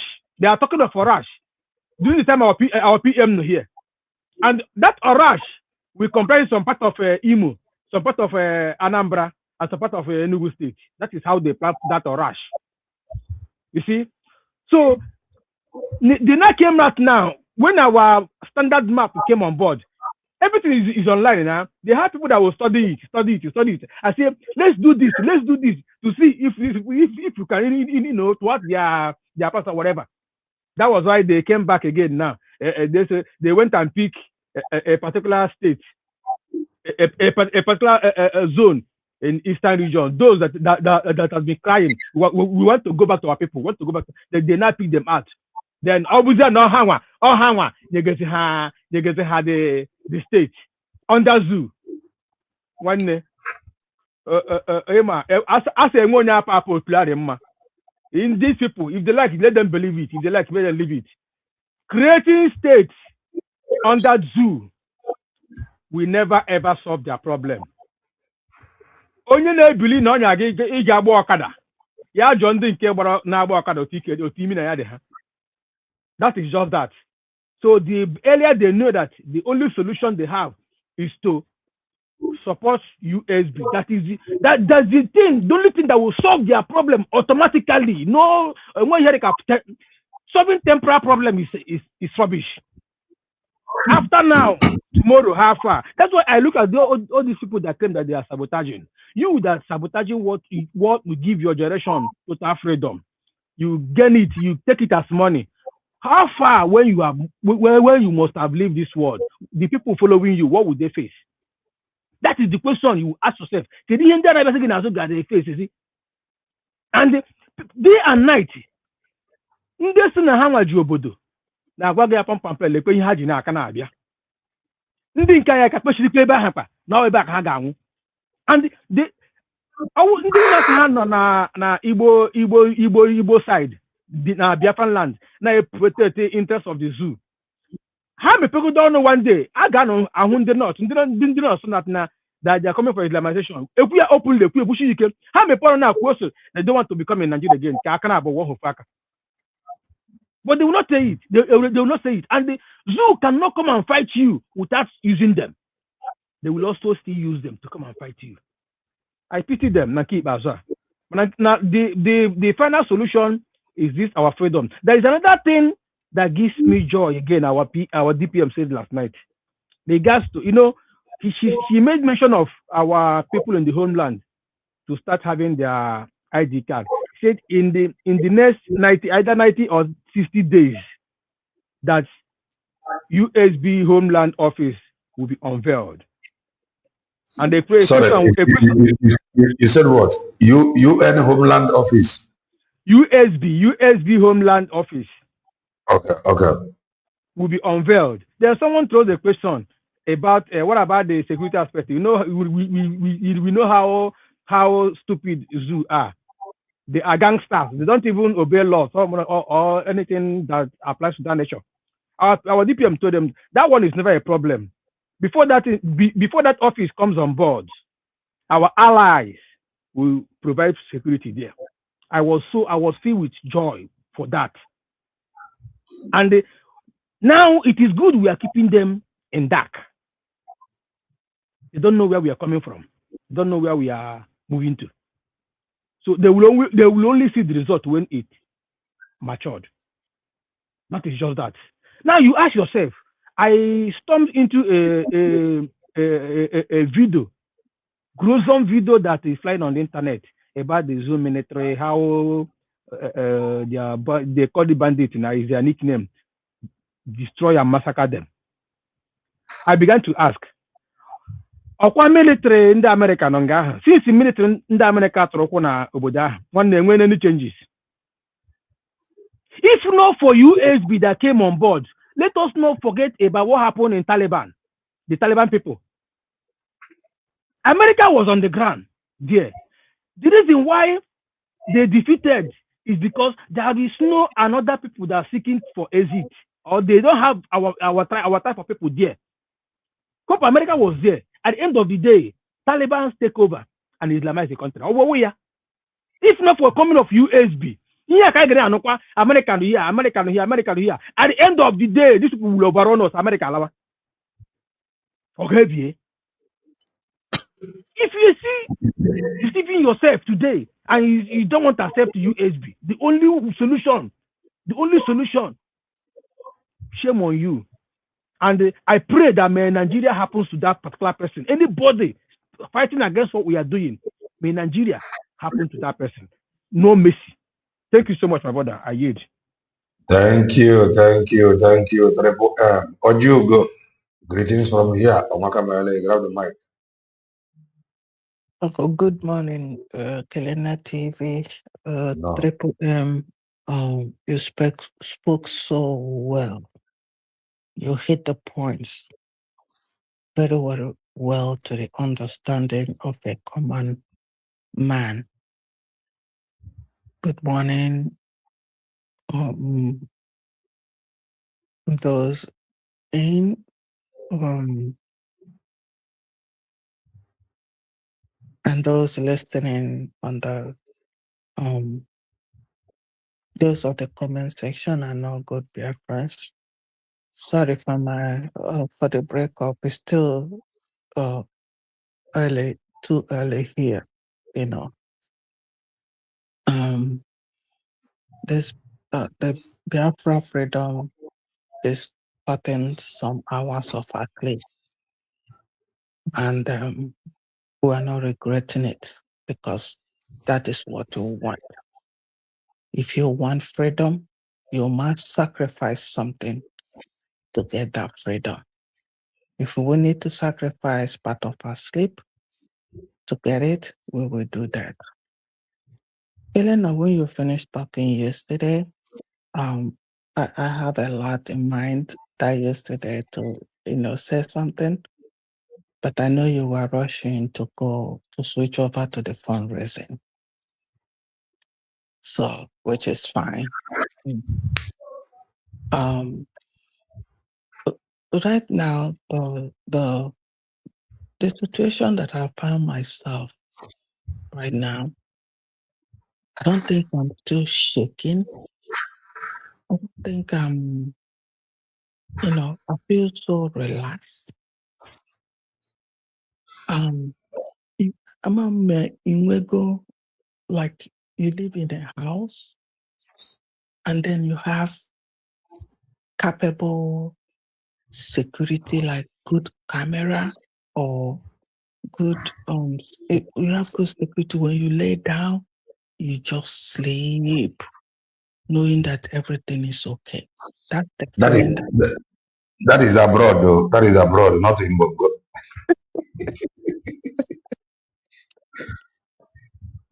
Because India na-ebezi igbo nwago. They are walking like a chimpanzee. So in abroad, you let enjoy. It is So fine. that is the feeling that I have just right now, because the hand that is holding United States of Biafra, those hand, yeah, udi glue haji mwado United States of Biafra. I don't know what will remove it. The hands are so tight. So you remember yesterday during the fundraising, somebody was talking about attack. A man said, I think people is it Ghana or something, a man said something like that, you call them, he become that, their threat and all the stuff. And Dr. Ngozo Rabeze talked on that. They come with fear. That is one thing with Bongo. They threaten you, they want to buy you, just to threaten you to submit. And that is why Nnamdi Kanu said that Biafra freedom will come from abroad. And even PM Simon Ekpa said the same thing, that the brain of our people, they cannot save themselves anymore. So it's people that live in abroad that understand the situation are the ones that will save them. That our people back home are now vulnerable, very, very vulnerable. They cannot think right. Even your personal discussion with them, you will see it right there, that these people are vulnerable. They are very far from the realities of life. And that is where Bongo submitted the brain of our people so that they can maneuver things and do whatever they want to do. He said, don't fear. Anything like that, call the Justice Department. They take it from there. Any threat, call the Justice Department and they will take it from there. So, the time for all these things is gone. And the map we're talking about, in the world map, the 40 state of Biafra under United States of Biafra is now in the world map. That is why in Dr. Ngozo Rabeze, I think I saw where he was saying Ned, somebody like that. They should Ned Nwoko. That they should stay away from the United States of Biafra. These are people, maybe he's looking for a section of land to be the governor. He is the one championing Anioma State now. So that he can make himself the governor of that place and start from where others stop. Criminals. So, but he came late. Let him go check the registration in the world map and see what is there. Yesterday, I wanted to talk, let me tell you. The bio gebo, mad megidi forjo, especially serious ones like what Baba has done. Some calamity on that level or Ugo 419. Pachoboyun ana asasa. Yes. And I don't know why those things are the now. Also, na him choriku right now. I don't know. And if you watch that time, EJ Benedict Dr. Panyego, you get yourself. Or yeah, angry that time after you will see the effect right there. I don't know, because our own now is YouTube. They're all fake. Our people that time disappear in the thin air if you want to get them. But you have seen that the Solo don't have the power to catch them and imprison them. So this question it asks, that is why I don't believe any single native doctor back home now. None of them. They've soiled their hand. They've made us believe that they are no more functional, that all they're doing is fake. I need to see that it's still the old traditional worshiper. Okay, so back to what I'm saying. Whatever they are doing now, as Sakabanasa. If you say why in church, I think I saw that from Kairipot. Now she now remembered no one a family, because somebody left a message. They've not been seeing her like the way they used to. She said she have a family. Now she remember after destroying everything. So Savagas is now, all of them. And at the end of it, knowing or unknowing, they will all fall under United States of Biafra. They don't have option. That is for sure. We are getting to that point. So, as Savas is, watch our DOS. I maybe can't put an answer. Onya na-ekwu ihe onye ame, onya na-ekwu ihe onye ame. Asịsa kapa na asa. So, but first achara asịsa, isi kpọkọ ha ọnụ. But it's good. Let them voice out their anger. We want to know those things that they know that they were hiding that caused all this whole problem. By the time they finish it out the such, you see that you still got back some of them on, and then they will gradually fall into the line. You can see that 1,000 teeth looking good, now talking sense, making a little bit. These are agents that fought PM Simon. But time will come, they have to confess, they have to say, I am sorry, to get a proper repentance of crime they have committed. Otherwise, they will not get a full forgiveness of God, and they will still suffer for it because they did more harm than good, even though Navana has assistant. Thank you so much. Please, everybody, remain firm. Firm, no shaking. Don't worry anything the zoo is doing now. We're not part of it. If you count yourself part of it, you're on your own. Me, I'm out. Thank you. Thank you, Ajugo. Adobe, greetings from here. Amaka Mele, grab the mic. Eze Wokowo, ekenekwa m No, you're welcome. Yes. Obi dị m anwụle na achọrọ m ịtụ ọnụ be anyị bụ Anioma. Biko na abụ m onye Anioma. Aba na-anụ m na ebe ka a na-anụ m Anioma Igbo. Anioma Igbo Igbo. Anioma bụ gịnị? Afa gịnị ka ọ bụ? Afa ndị Hausa ka afa ndị Yoruba. Biko nwanne m nwoke, achọrọ m ka m jụọ gị ajụjụ.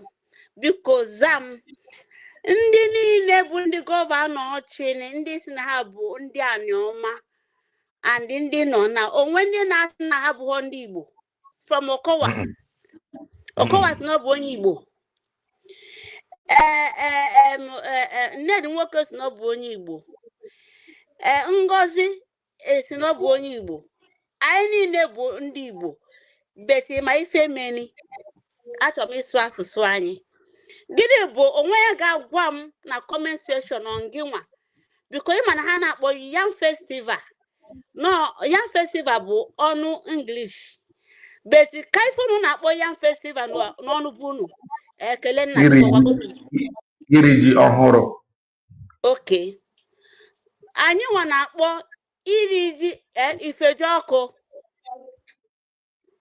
Anọ nwekwa ndị saịdị anwa bụ ka m jizie this abụgodu nke USB na anụmabịa nke USB before ha keweche. Ọ nwekwa ndị bụ na Anambra na-asụ ifeji ọkụ.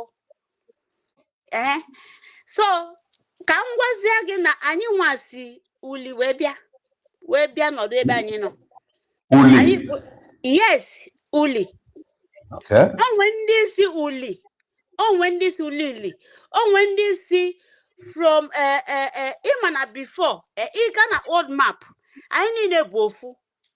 But Anambra ka asị wee na-eke wee si onye ọbụla. Wee si ba na onye bụ onye Imo, onye bụ onye Enugu, onye bụ onye nka. Anyị niile bụ ofu. Ịna na old map, anyị niile bụ ofu. Ọ na wa abịazi wee kewe anyị because of na ife a na-erite n'aka ndị gọọmenti. Ka o wee bịa juwa afọ. And oju ọkwafa. And oju ọhafọ ọkwe na wata because na echeta mgbe mpempe nka nọ na be anyị.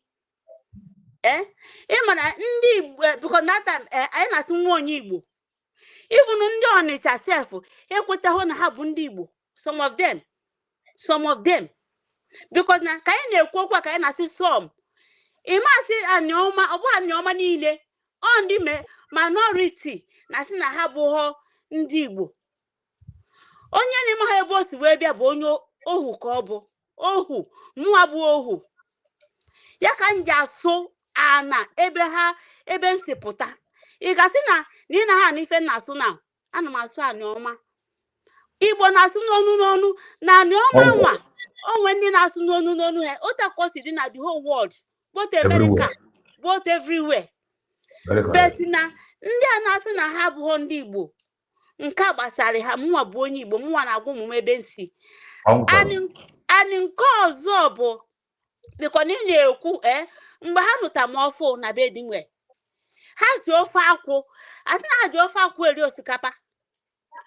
Nmasị nne di m na anyị ji ofe akwụ eri nri onino. Ọkwefu ya. But ha niile bụ akwụ. Yes. So o wee sị m oke mụsigodu ka anyị si esi ya na be anyị iji eri nri onino wee si ya na ebe wee sị ọ na-adị ka nsala but ife mesi na bụ na nọọsụ nọ akwụ na ọ dị kọlọ. Ọkwe na afọ a. Yes. So and nke ọzọ abịa na anyị na-eri ofe ujuju. Onwe be anyị onwe mkpa akwụkwọ anyị na-asụ anyị na-akpọ ujuju. Ọ na-anụ anọ. You understand? So mbịa sieli gị ndị bụ na anaghị esi ya. Anyị nwa na-esi ya. Ana amụghị m na onwekwa ndị nwanne anyị ndị ọzọ ndị na-esi ya ni. But n'ife mebi ife ndị be anyị ji asị na some of them ji asị na ha bụ ndị Igbo bụ na ọ bụ na oge that war meche na ha bịa n'ọdụ ofu ebe anyị na ndị na-akpọ onwe ndị nna anyị si na ha na-achị bụ ọha na eze. Na ọ bụ na ha abịa dokwaba ife ka o si wee dị ka ndị Yoruba si wee tinye nke onwe ya gasị na ọ bụ onye Igbo. But ife na-agwa gị bụ na ndị be anyị so na ọha na eze anwa even how many years ago. Ọ bụ ọta ka apụshube ọ bụ ọta ka apụshube Anioma. Otogo ha pushube Anioma. Anioma nwa otogo ebe 60 something years ka apụshube Anioma. Si na anyị chọ ka anyị nọdụ wit ụmụ nwanne anyị. Na ya bụ ndị Yoruba. Nke anyị ji abụ ndị Bini. Nke anyị ji abụ ndị obodo ọzọ na anyị so na because ịma na ha chọ ikwu n'isi na ka onye bụta ya asị gị nzọ ọgwụ. Asị gị na onye Igbo. Chukwuma Kaduna nzọ ọgwụ asị na onye Igbo. But oluzie na nke ikezi ha bịa kekwa ya asị na ebe ozi ndị Igbo. Alọ na-apụ ha. Onye na-asị ọnụ bụ onye Igbo. Alọ na-apụ a. Ebe ka o si bịa. Ọ bụ ohu ka ọ bụ. Ọ ndị ọha na eze. Oke, o nwe ka nwanne anyị si wekwu na asị na Jamaica na ụmụ onye ọfọsụ bụ onye Igbo ịma na Barbados 80% bụ ndị Igbo. Ọ bụ na ndị ọha na eze chikwata ụmụ nwanne ha abaga ka ndị Yoruba king si wee jee chọrọ ụmụ nwanne ha wee gaa na Brazil. Mba, anyị chọrọ ego. Everything to us bụ binance. Wee kpọkọta ndị be ha ọnụ. Ịma na onwe festival ha na-eme na Brazil bụ nke ndị Yoruba ka ha si eme na Yoruba land. King ha na-aga there. Ndị Barbados 80% bụ ndị Igbo. Ịga 80 ndị Igbo. Ịga from Jamaica ndị Igbo. O nwere ndị Jamaica mụ na ya lụọ the first time for ya nsị anya ọkwa onye Igbo ka ịbụ ọsị m nwa na onye fụ ọsị ya na onye Igbo na onye Igbo. Even nwa m nwụrụ obodo Igbo for this woman wee na-asụrụ Igbo che na onye Igbo. Ọsị ya mnoti ọsị ya aunty gwa ndị ya DNA n'ịbụ onye Igbo. Because of no ọchịchọ a na-achọ mme Nigeria onye bụ Nigeria ka ndị na-achị anyị ọkwa ha ncha na-achị ọkwa ha niile na-achị na o ji wee bụzie na ya kpọka na onye ndu anyị bụ Nnamdi Kanu biko na onye nwa bụ onye mụnwa bụ Ngozi ka na-ekwu ife na-agwa gị na onye nwa na ọchịchị ya ka nsobe ya ka ji wee matazi ebe nsi wee pụta wee gabazie wee jụbazie ndị be anyị ajụjụ ọbụkwa ndị be anyị ha mụ because ọbụkwa ndị ha mụ na ndị nne m onne nna m abasịba mụ na anyị bụ ndị Igbo na anyị bụ ofu ndị Igbo na-asụ n'onu ha abafuzie na ha bịago werezie that be anyị nwa na old map anyị ji wee bi before ndị British abịa wee kewesie anyị ndị British ama mana anyị niile bụ ndị Igbo because na ha keta ihe mgbe ha nụ ekumeku war on the side be anyị nụ ya akwụ na wọta so anyị bụ Igbo maka na afụgo na ha bịago bịa were izie tie na mapụ ọta ka anyị kwubu okwu ya and Nnedi Nwoko ifojwe bụ itekịta na even the thing onye m obi anwụrị o because some people na-asị na onye ha obi ime ihe o ji nye m obi anwụrị na some of them that minority nwa na-asị na ha bụ ndị Igbo na ha ekwetago na ha bụ Anioma and ekwetago na Anioma nwa dịze na 40 state of Biafra. Come on. You are very correct.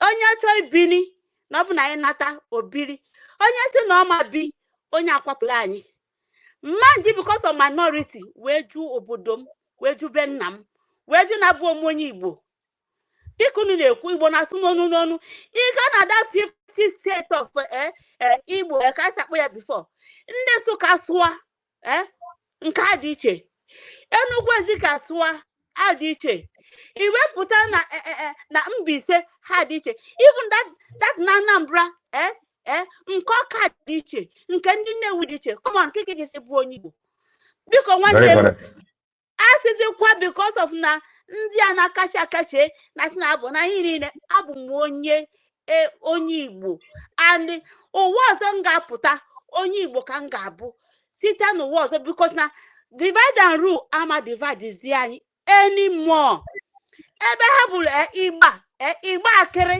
asị gị Igba nke wee tie n'edo ndị Igba akịrị now so na Anioma kịta now because n'otogo ha bebe akwa na ha chọrọ isonye ndị be ha na soro isonye ndị be ha ndị be anyị onye ọbụla na-asị na ọ bụ onye Igbo ya kwapụ na Igbo ya jebe na anị masịrị anyị jee biri anyị nwa bụ ndị Igbo Igbo bi n'ụzọ bụ ndị Igbo Igbo bi n'ụzọ akpọ ya Igbo ụzọ gwa ha ji kpọ ya Igbo ụzọ because not divide and rule Igbo bi n'ụzọ ahaba okwe gịnị ka anyị na-asị ka anyị na-asị na ọ bụ onye Igbo nwanne m nwoke biko ị na-ekwu okwu maka Anioma na-asị som eji na ndị anwa na crucified na-asị na ndị Anioma niile na ịbụ ndị Igbo abụ m onye Igbo and ndị be anyị so na ebe ndị be anyị so na dise Igbo bụ kafa ndị kpọpụ na ọhaneze ndị Igbo onye be anyị abụghị chairman of ọhaneze ndị Igbo how many years ago? About 15 years ago. But gịnị ka atụta gịnị siso akpa ha ego ụmụ ha anaghị asasị ebe niile kọta ha n'ịsụta ha ndị a na-asụ Igbo o wee bụzie ka agabazie across abroad nwa nwoke na-ayị onye Barbados the day mfụ nna ya for the first day nsi ya Igbo man ọchọkwa nsi Igbo man ọchọkwa nsi ya je eme DNA Igbo man ka na-akpọ ya up to now you understand okay je eme DNA very soon ka ndị be anyị kweta na ọ na-eme because na ha mebili anyị ife ndị ọhaneze ndị Igbo mebili anyị ifele mmegbuche ha ncha because na ha na-achọ akpa ha but na anyị agwa na ha nọ na-eme anyị bụ United States of Biafra ana m asị onye ọbụla bụ onye Igbo kwenu onye ọbụla na-asụ nnọndụ kwenu onye ọbụla na-asụ nnọndụ kwenu ka a na-akpọchia ntị yes 1991 kalenda nke my last thing 1991 riot ume na Kano State nna anyị Ojukwu dị ndụ that time osi nke ha bụ anyị bukwe o wee si onye ọbụla na-asụ nnwando ya baba bọs ya nataba obodo anyị ndị a na-asụ nnwando onye ọbụla baba onye si na ọ na-asụ nnwando ọhaneze ifele mme unu anyị abụgo United States anyị anọgo na that our map kale nọ ya adịrị gị na mma ụmụ nwanne m jisi n'ike daalụnụ. Thank you Adaobi, thank you. Yeah, the way you walk, like I said, I don't like from different dialects where different asses. Yes, Asatina, I saw your comments. I hear the thing no. Yes, I remembered my grandmom Marianumba on a GDT on where the phone a GSC.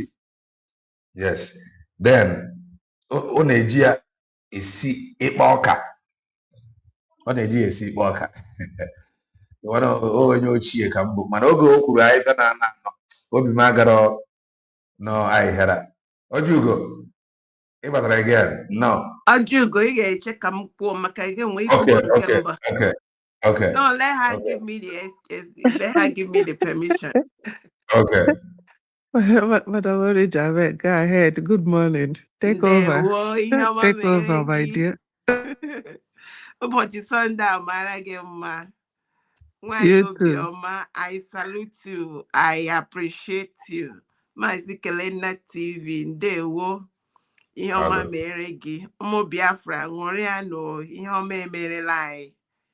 Maka Chukwu azọpụtala anyị. Adaobi nwanyị Anioma, Ada Anioma, beautiful woman, I love your voice. In fact, maka gị ka nji bata ka m si gị jisie ike ndị be anyị ebe ọla anyị nọchiri anyị nọ ọfụma. Ịma Maazị Kelenna TV. When you hear this name, Madam Origin, is very deep. Igbo.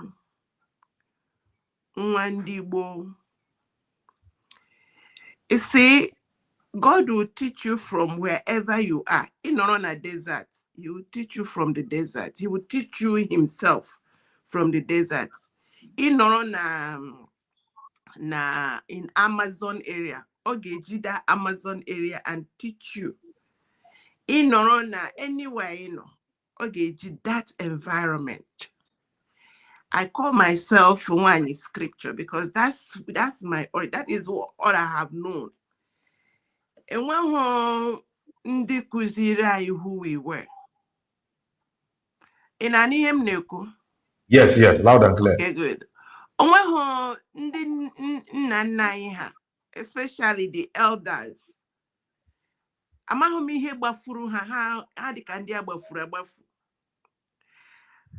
Amakwanum ihe mere ya mgbe ndị chọrọ imemi na anyị bịara ha ga-kpọrọ ndị anyị na ugbu a ihe anyị na-akpọ ha now ha nọ na back in those days how the warrant chief and children of the warrant chiefs they use those people at some point m na-ajụ ma enwekwara ndị shikpakọrọ ọnụ fọrọ ọnụ because ha meminara heroes anyị ịgụọ ihe gbasara ndị gboo anaghị agafe nwa bekee manụ na nwa bekee ma na ndị gboo mere ha ihe a na-aga obodo a na-aga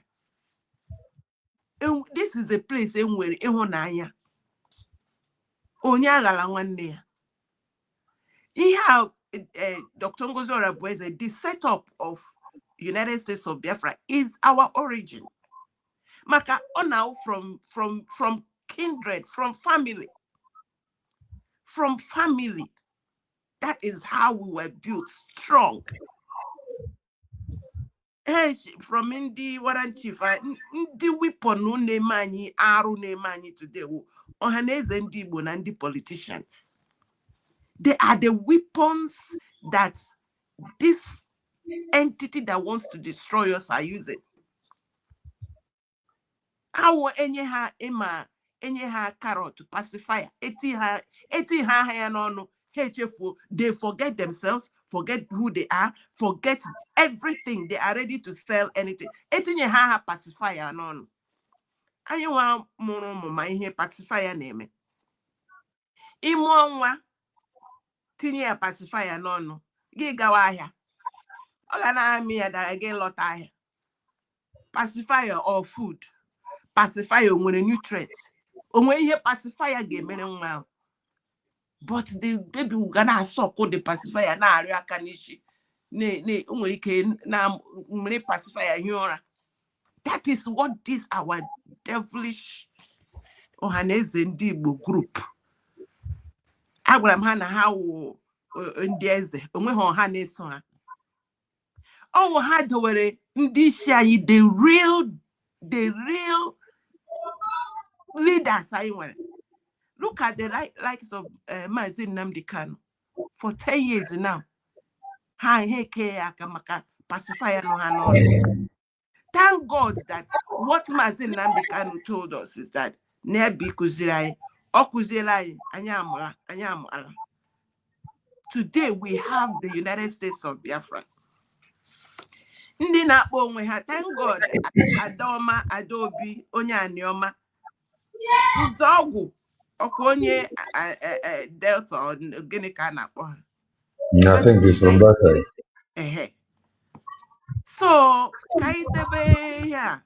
Oh, everybody do your best. Like I told you, enyere anyị akụziri m otu m si mụta my origin is from the scripture. Go and read. That is why nobody can convince me less. Because when you read if you allow personally, when God began to teach me about me, he went through the scripture. There's no everything our traditions from the scripture. Everything. Even for the village, village, all the proverbs, go and see it. They are all in the scripture. These are elders that never read the Bible, but all these proverbs are ancient idioms and proverbs. But when you go to the scriptures, you see them all there. So why are we deceiving ourselves? Everybody, God has blessed us. God has given us leaders. He's not looking for the majority. He's looking for one man. He said, if I find one, I will use that one to deliver the others. And he didn't give us just one. Mazi Nnamdi Kanu no there. We are praying for him. He will come out. Prime Minister Simon Ekpa is there. We are praying for him. He will come out. Dr. Ngozi Orabueze is on the surface doing due diligence. And you are here. Madam Ojugo, not here. Every one of us. That is why I know because of you, because of these media people know out pushing this. And a few of us that are supporting you, supporting Dr. Ngozi Orebose, supporting everyone that has the truth. We are already home. So this in a how Igbo ha identify. Another thing, sorry, Madam Oju, let me say that. Let me tell you, God is not mocked. You see, ayanazi akọ ndị anaghị akọ ihe ahụ. So why is it that nke akpọrọ onwe ya for God to tell you people I'm at work na TV na internet she saw ihe ọhụrụ ghost ka ogene. She has not told us what she saw. All of us saw it. Go and look at the lives of all these people who name Arua. You don't want to be like I move with the politicians. You don't want because of them. I don't want anybody to give me any post, because every post has both repercussion and reward. If you don't do it well, you must receive the reward. God draw in cash in 90% of India handed over to him now criminal. Go and ask him about his life. Go and look at his life.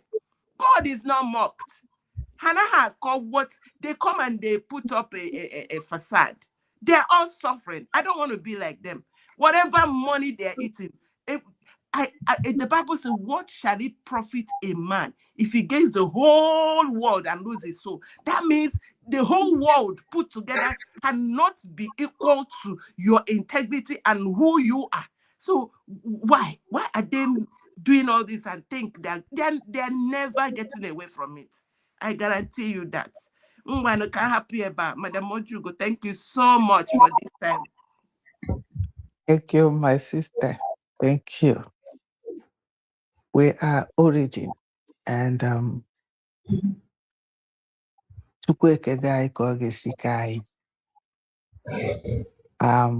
ekere onwe anyị onye na-enwuzikwa anya ụfụ onye ahụ nọ on his or her own. Ụwa ọzọ m ga-abịa ka my sister si ekwu, aga m abịakwa bụrụ onye Igbo. It's like America. Go over there somehow. Mụ ndakịrị America. Hey, even if asịghị na m na America, ị gaghị ekweta because ị gaghị abịakwa be mfụ nne America. Akụkọ m ji emegịrị bịa azụ ụlọ m mgbe our sister na-ekwu okwu, ọ na-ekwu okwu afịfịa na-anọ anọ. Uche m bara na ọ ya ịda nọ kịrịnkịrịm aha ha. Ịma na enwere aha ha, akwụkwọ aha ha na-anọ anọkwa, mana ọ na-adị gada kịrịnkịrịm. Yeah, kịrịnkịrịm na-adị small. Aha ha na-aka basa abasa. Yatago. Both aha ha and the kịrịnkịrịm dọchara azụ ụlọ m hia. Maka otu ifo m ana m like ofe aha ha. Enwe ka esi obere ka a na-esi were azụ ọrịbọrọ. O nwere azụ a na-akpọ ọrịbọrọ. Ọkpụkpọ na-adị ya. Ọ bụ oge m bi Port Harcourt, ana m eje ebe a na-akpọ otena m Port Harcourt, ebe a na-akpọ Borokiri. Ije afịa Borokiri na town, downtown ka ọ dị. Isi ụtụtụ ije n'afịa Borokiri, ya afọ kafa si na mmiri na-ebupụta azụ ọrịbọrọ, na-ebupụta crayfish. Even nchọkwa iko crayfish kịta, ama akwa somebody there ekoptere m crayfish kwụọ ya akwụọ. So i were azụ ọrịbọrọ ya were ya sie, ma ọ bụrụ azụ mangala were ya sie ofe ahụ ha. Adị m enyekwu ya mmadụ, ana m eku ya nwa obere kpuchinata ya, m na-eri maka ọ na-atọbi m isi. Yatago. Sometimes me say I would take crema. They call you on. Very, very medicinal, that crema. The Yoruba jiro crema. Very, very medicinal. You know. So, but even Gigi so I know conquer. The question Dominate. is, who colonized Nigeria? Conquerors. People who know how to conquer. People who know how to divide and conquer people and take their natural resources. So, why are we surprised? The life our politicians are living. What good advice do you think that they will get from British? It's how to conquer people, how to break people down and conquer them. So that's why they are supporting terrorism. The British are supporting terrorism. They were among the people, including Finland, that signed of terrorists. When you did them, you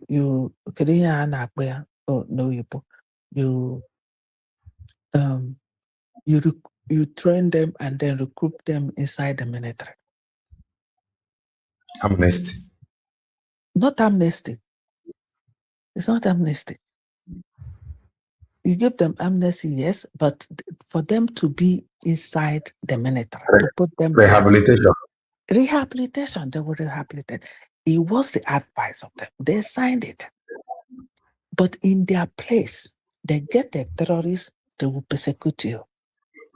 Sentence the person to death. But for Nigeria, train them, put them back in the military. To do what? To continue the terrorism. You see all this? There is nothing good that will come from Britain. And I pray that those old fools that is still alive there to all buy. Let's see if the new ones, their sons that will take over, will rethink as a human beings.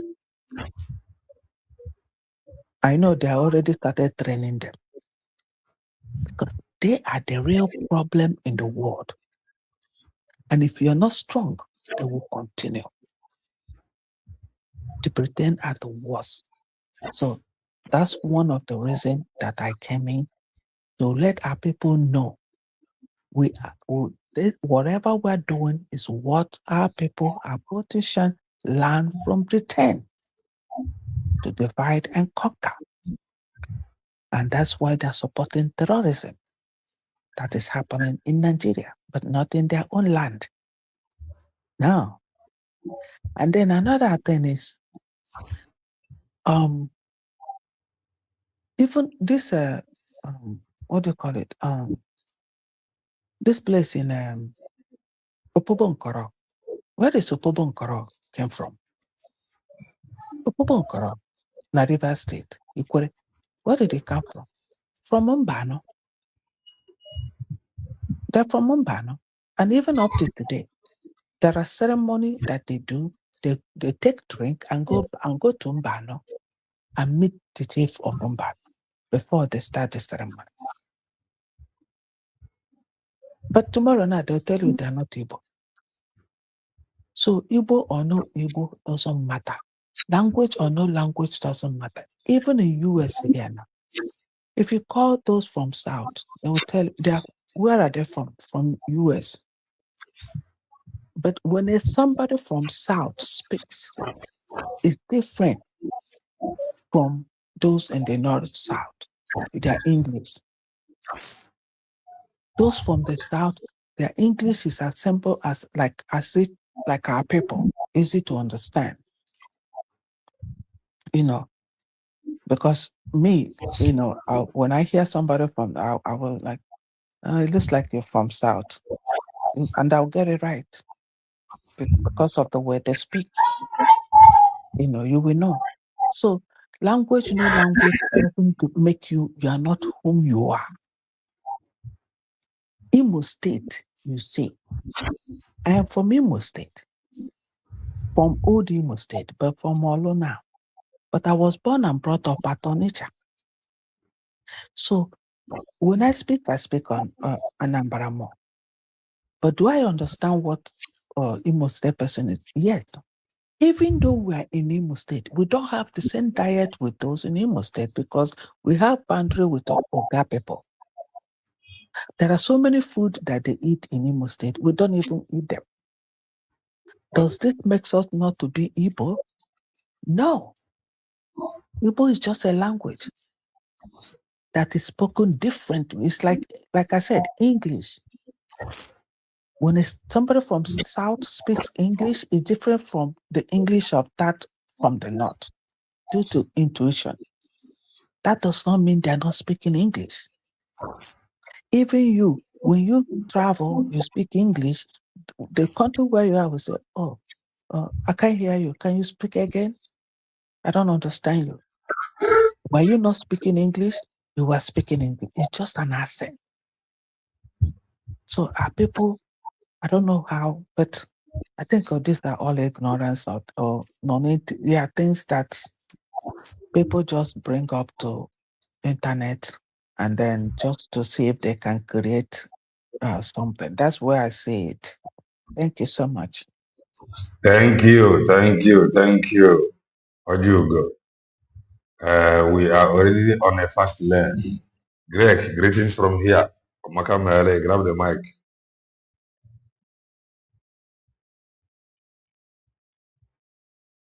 Greg, can you hear me? Na Kalenna, Amaka Mekwalego. Yeah. Okay, Puneti Nazar. Why you wow? Aye, Kene Chukuna. Oge ji pụta bụ ụzọ jee kpọrọ onye suppose ịkpọrọ isi n'ala chinara ya aka n'elu na tata bụ ụbọchị ya. Anyị ekelele Chukwu tata na amara ya na-ekele ndị ihe ọ na-emere anyị na-keep our people alive both home and abroad, na-enye Maazị Nnamdi Kanu ahụ isi ike na our PM Simon Ekpanjọkụ and DPM Dr. Ngozi Arabeze and their cabinet ka Chukwu si agọzi ha na-echekwa ha. Anyị na-achị na ya ke na-asị ya buko ya dododo ya carry on na-eme ka o si eme ma all the medias because as na ayọtata Chukwu wee yewa ndị ajọ mmadụ, so maka Chukwu nwere ike kwe ndị ajọ mmadụ ha ajọ and ndị ajọ mmadụ ahụ ka ndị media ji wee nọ n'ebe a. So ka ọ ga-awụ Chukwu na-alụ ya bụ ọgụ, ọ na-alụ ya na Washington, na-alụ ya na New York, na-alụ ya na Frankfurt, na-alụ ya na Buckingham Palace, ya na-alụ ya na Paris, even though na ha na-akpọ ya ele otu na-ada nwanne ụlọ nwaanyị si akpọ ya na University of Gene nwanne, ọ na-alụ ya ebe niile ọ na-alụ ya. So ebe niile Chukwu na-alụ ya bụ ọgụ, ya na-alụ ya ndị media na-emekwe nke eji achụ ndị aja mmadụ. So ihe nji webata ahụ maka my beloved sisters, I greet you people. Enwe onye kpọrịta m n'ụra my best soup ka mmadụ kpọrọ aha mgbe m na-eto. My best soup, ofe ahụ hara. So the thing metụ na m si mba mma ga-ekene nwaanyị ahụ kwu maka ofe ahụ hara na nne m data na na-asị na ofe ahụ hara na na-arọta ya na nrọ. So it's a very nice topic for us to use our food, our dress, and many things to trace where we come from. But onye nna ya sịchara ya asị na onye a abụghị nna ya, ị hapụ ya ọ na-eje ya ọmara ebe ọ sị na ọ bụrụ na ọ sị na ọba of Benin bụ nna ya, no problem. Ya sọ ọba Lagos bụ nna ya, no problem. Ya sịkwa na ọsọ dị na Ọfịkọta bụ nna ya, ọ mara onye ebe ọ chọrọ ịza ya je na-aza. Ndị ha kweta na ha bụ ndị Igbo ndị gboo n'ihi na onye hụrụ ebe a na-echi ọzọ si n'ebe a na-efe mkpọmkpọ ọkụ na mkpọmkpọ eku karịa mma ihe a jebe ebe ahụ na-efe mkpọmkpọ ọkụ na mkpọmkpọ ihe ma o jefebe na arụchi na n'ihi na ọ chọghị ebe a na-eme ihe ọzọ. So the point not there but that na any man, what makes a man is a man who faces his challenges in life. What makes you a man is that when you come out in life, you face your challenges. So any Igbo from any tribe, or any Igbo from any other side of the community,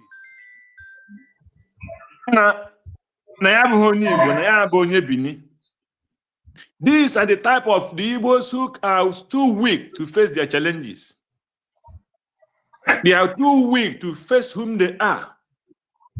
They are too weak to stand on their feet. Because of that, he denied his origin and he denied his father. He's denying his father. Because there is no that he denies his father and his ancestors. And when there is no two ways about it. It's just like if it's no one and that family. So, and I don't know how can somebody deny his father, deny his origin. That means that person is a complete prodigal or bastard. It's sure that you're a bastard. That is what it means. So, and how can you like the country? You know, you will not taboga. Your people now, you know, you will feel any water.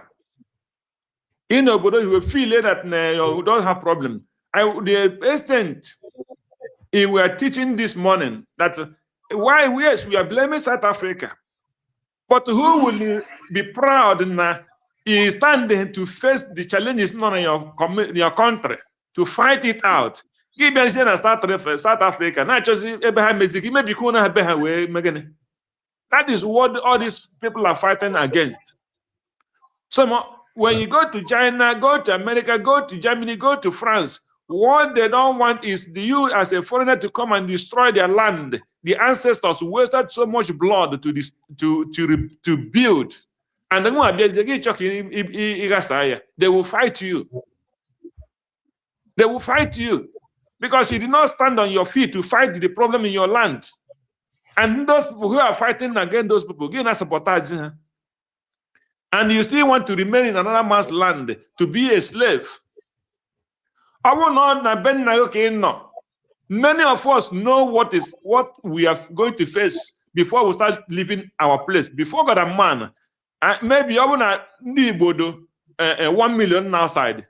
If they know what they will face when they go out, I'm telling you, maybe at least 600 might not move out. They will say, no, let us remain there. Let us be there and die. So that is more reason why people should wake up and join to fight this fight and let us go home. If you are going home, you go home. If you want to remain here, you know now when I saw Chiwaga, then when they be na bala, oh no, now when you book it na abroad, also Chiwaga now, you don't have a home before God and man. And when you go a home, we don't have a home. Also Chiwaga be na, you don't have where to run to. That is why they want to make us to remain a slave here. And those fools, most of us not here. Only can emoji but I account here. Or feel not on a better position. You are nowhere in a better position. The best thing for you is to remain in your father's house where you have an option. If you are living in abroad and the country is as it is, you don't have any option. I want to be near where will you go? So that is why we are doing what we are doing, to make sure that many of us who might decide to go back home, they will have where they will go home with their children, take their children that are being born here, and go home. And those children will feel that we have a home. not ịmụchara nwa here na ya agacha skuulu ya mee ihe ma ị ga na-atụ egwu mba achọghị m ịkpọnwụ ma aga Nigeria achọghị m ịkpọnwụ ma aga Biafra achọghị m ịkpọnwụ because there is no home. Home is where you go and you feel that this is my place. Ịbata gị zodosi ụkwụ ike enweghị na-ekwu gị na-ekwu because you might go that na this is your place. Asị ka anwụọ ka anwụ asị ka adịkwa ndụ adịrị. That is where you are. But here ekwusi okwu ike you cannot stand and say awụ ka anwụọ because otherwise ha start a plan. Gị wee nwanyị ha emeghị ihe Trump na-eme ndị ọzọ. That is my summary. So my brother, God bless you. Those who accept to be Igbo, let them be Igbo. Those who want to live in Sokoto, let them go and be the slave to Sokoto, and let them go and be the slave to Oban of Benin, Oban of Lagos. We are Igbos, and we are too proud to be whom we are. Thank you, and God bless you. Thank you. Triple M. Amaka Mele, grab the mic. Mera, sister, over 1 minute. All right. Thank you so much, my brother. Thank you so much. I just came back because of what our sister said. Our sister Jude. Also na dịka o kwuru, also na ekpere na-ekpe bụ ka ndị ebu ndị ji China ala n'ebe ọ bụ na ndị nna ha na-agbatu na age. Ụmụ ha they pray that na ha gbatucha ka anyị na ụmụ ha mara ihe ha ga-eme. Nne m aga n'ebe ahụ maka ọ bụrụ na ị na-anya ndị nna nna anyị ha ndị British bịa ghọrịcha domain ọnọdụ ha dobere taa. Ụmụ ha continue ebe nna ha kwụsịrị the same journey ahụ na-agakwa. As we speak now, ịhụnanụ lekwe nwe ike na front ọbụla na nwa ya nwoke Tinubu na front nwa ya nwoke ha na-akwụ ike agwụ generational heritage ka ha chọziri ịdị na-eme and ihe ha bidoro ka mgbe gboo just check line up ndị niile na-achị na obodo bụ nga ha check line up ha ịhụkwa na ọkwa nna achịcha ya eje anya nwa ya the same people na-achị ka nọkwa na line up ahụ. Why ndị ke na-anọ na that line up bata na bụ ndị ke na-ekete ya n'ike like anyị nwa na ịma go join them. If you don't beat them, you join them. Ọwụ ya nwa ndị ke na-adịtụ ka na-abata na dị ihu ọrụ. Now ka m bido aka na video play maka nwanne anyị nwoke nọ South Africa na ihe a nọ na-ajụ ha. The reason ihe eji na-eme that thing bụ to tell you as a coward run away from his or her problem. A coward runs away. Nwanne anyị na-agba ọsọ ga-agbado ole nga and ndị agbacha ọsọ apụcha ebe ahụ ị na-agba okwu nwere onwe ha si go and sit down. You can't be relevant in a country that is not your own. Ọ gwara nke gị ahụ ya bụ nke ga-adị relevant into.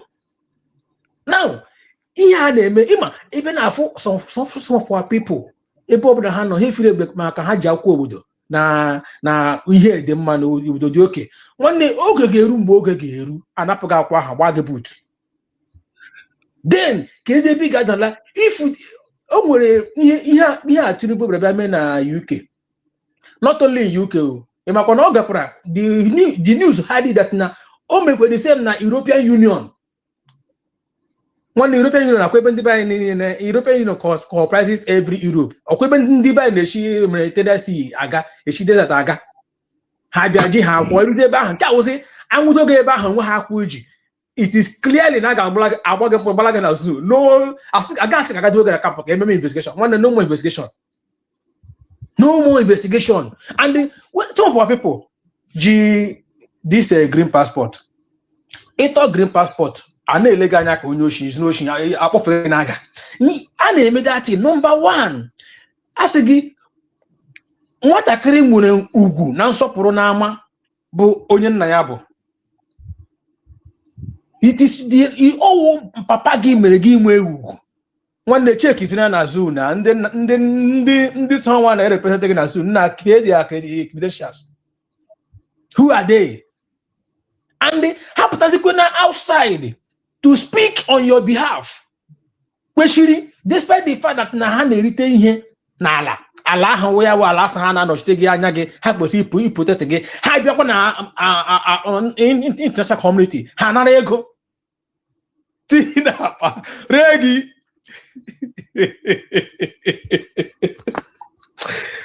My people, go and embrace your freedom. USB is the only hope. If our sister, sorry, Cameron, sorry for wasting time. Our sister Abuamaka, I don't know up to today. It is paining me in a way. Our sister, even the people na Igbo, my people be condemn when the zoo na choka abalata ya mkporo. All Briggy that is USB today here protect ya. Amam here our sister G Ojibe full chest ya be na support. I not support that kind. I don't know. Mano kwesịrị ka mmadụ na-afụ ya na-eji as a testimony otam ji mpụtakwa tansị ma asị na enwe m ID card m na m ji ya pụta eji m verify ya akaụntụ m a na-ahụ onye na-ekwu ya ọ bụghị nke ihe ni dịka that our brother yi mere interview ji akwụkwọ Brigi nata asylum na ihe ni even enye ya special preference than others. When these things are happening, ndị a feeling na ha dị afụ ụzọ, they wake up by force. Sorry, I'll call USB, not Brady.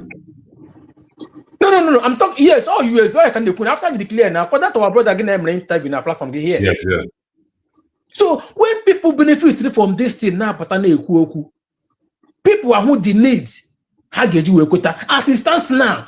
Only in Europe, one day, not half my only enough when he one day, maybe you have been impressed. I go sorry. Even Ofunta Bianya, even get a bongo, and the black in a bongo, we can put no cook on 1 year Biafra. One name, and a black in a bongo, and I hand the bongo, Aquani, we won the Biafra, and I want to go on Imenka. Straight ahead, I got it, baby. Our people be wise. Thank you so much, but I don't have to continue. Don't direct one money. Thank you. Triple L. Mweke Victoria, greetings from here. Welcome, grab the mic.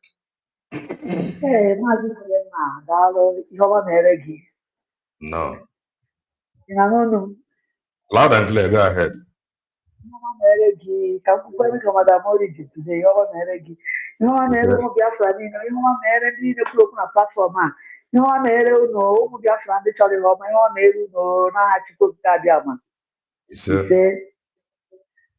Ife njiwe adịm abatasịkwa na platform ekwu okwu m na-egerezi egere kama anyị ga na-eshere unu ike ikwu okwu agwụgwọ ma ma na-ekwu mana ihe njiwe batawa na nke a kịta abụ ihe a our sister kwuru ọ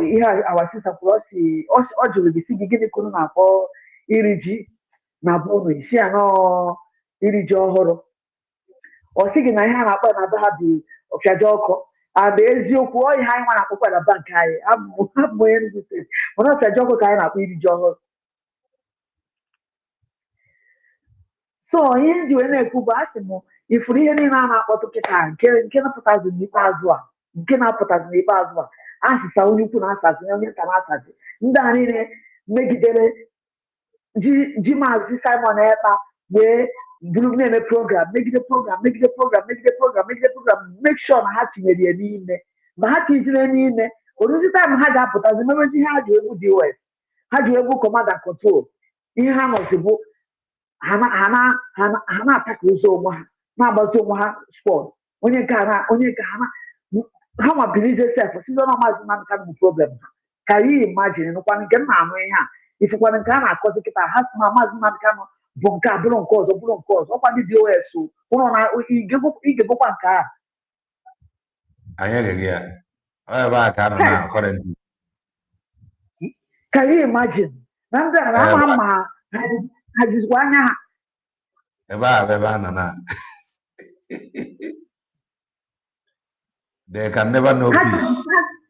Ha jọsụta ọnụ ka ha wepụ Simon Ekpa ka ha wee nwee ike mee ihe ha chọrọ ime ọ bụ na ọkwa maazị Simon Ekpa fụrụ bifo ọ bụ na enwere onye na-anụghị ọ bụ onye na-afụ ihe mgbe maazị Simon Ekpa awa PM na-ekwu ihe a nụọ ndị a n'aka ndị a na ọnọdụ maazị Nnamdi Kanu today ọ bụ ihe ka ha na-akọfesizi ha they will not succeed. Ọ bụ ka ha na-akọfesizi ha mana Chineke onye bi n'igwe ga-eme amara ha kọfesizi ha ifu ndị a underground a ha ga-anọkwa underground ha ga-apụtakwa na underground tiri Biafra abịa and so shall it be tiri maazị Nnamdi Kanu apụta tiri maazị Simon Ekpa apụta n'aha Chukwu okike abịa ma ise udo dịrị gị. Thank you. Mweke Victoria Dalurian all have spoken well. Omaka Mary Igbo. Amaka mere all lovers of truth. Amaka mere all supporters of truth. Amaka mere Igbo niile anyị jebe ejebe anyị ji ejeru anyị naba anaba anyị ji anarụ. Ekpere anyị dị n'ọfọ bụ na all that have deliberately undermined the truth, they are going to face the consequences. Kafara bụ ndị niile gbara Maazị Ekpa Njọkụ mgba. Kafara bụrụ ndị niile gbara ya mgba. They are not going to know peace until they confess that of a truth he meant well. Heavenly immigration border control is on. He, God, is presiding over it. Depopulating their population is a task that is ongoing. N'ime ihe niile Chukwu onye na-eme amara, ọ ga-emere anyị amara, chụọrọ anyị ajọ mmụọ, chụọrọ anyị ajọ mmadụ, gosi ụmụ ụwa n'ezie na ọ ya bụ chi anyị. Chibueze said something. Good day to you, Kelenna TV, watching from Vienna, Italy. Ndeo, I am from Ibanke and we are Igbos. We are not Bini and they can never be. Thank you so much. Thank you, thank you, thank you, thank you. We are going to come back in some hours' time to continue where we stopped some hours ago. It is very, very important. The kind of play, the kind of be of Nandini nefuchari informa, boy informa for job, that they will never know peace. They will never know peace until they confess. Stay blessed and bye for now. Touch the like button if you haven't done that.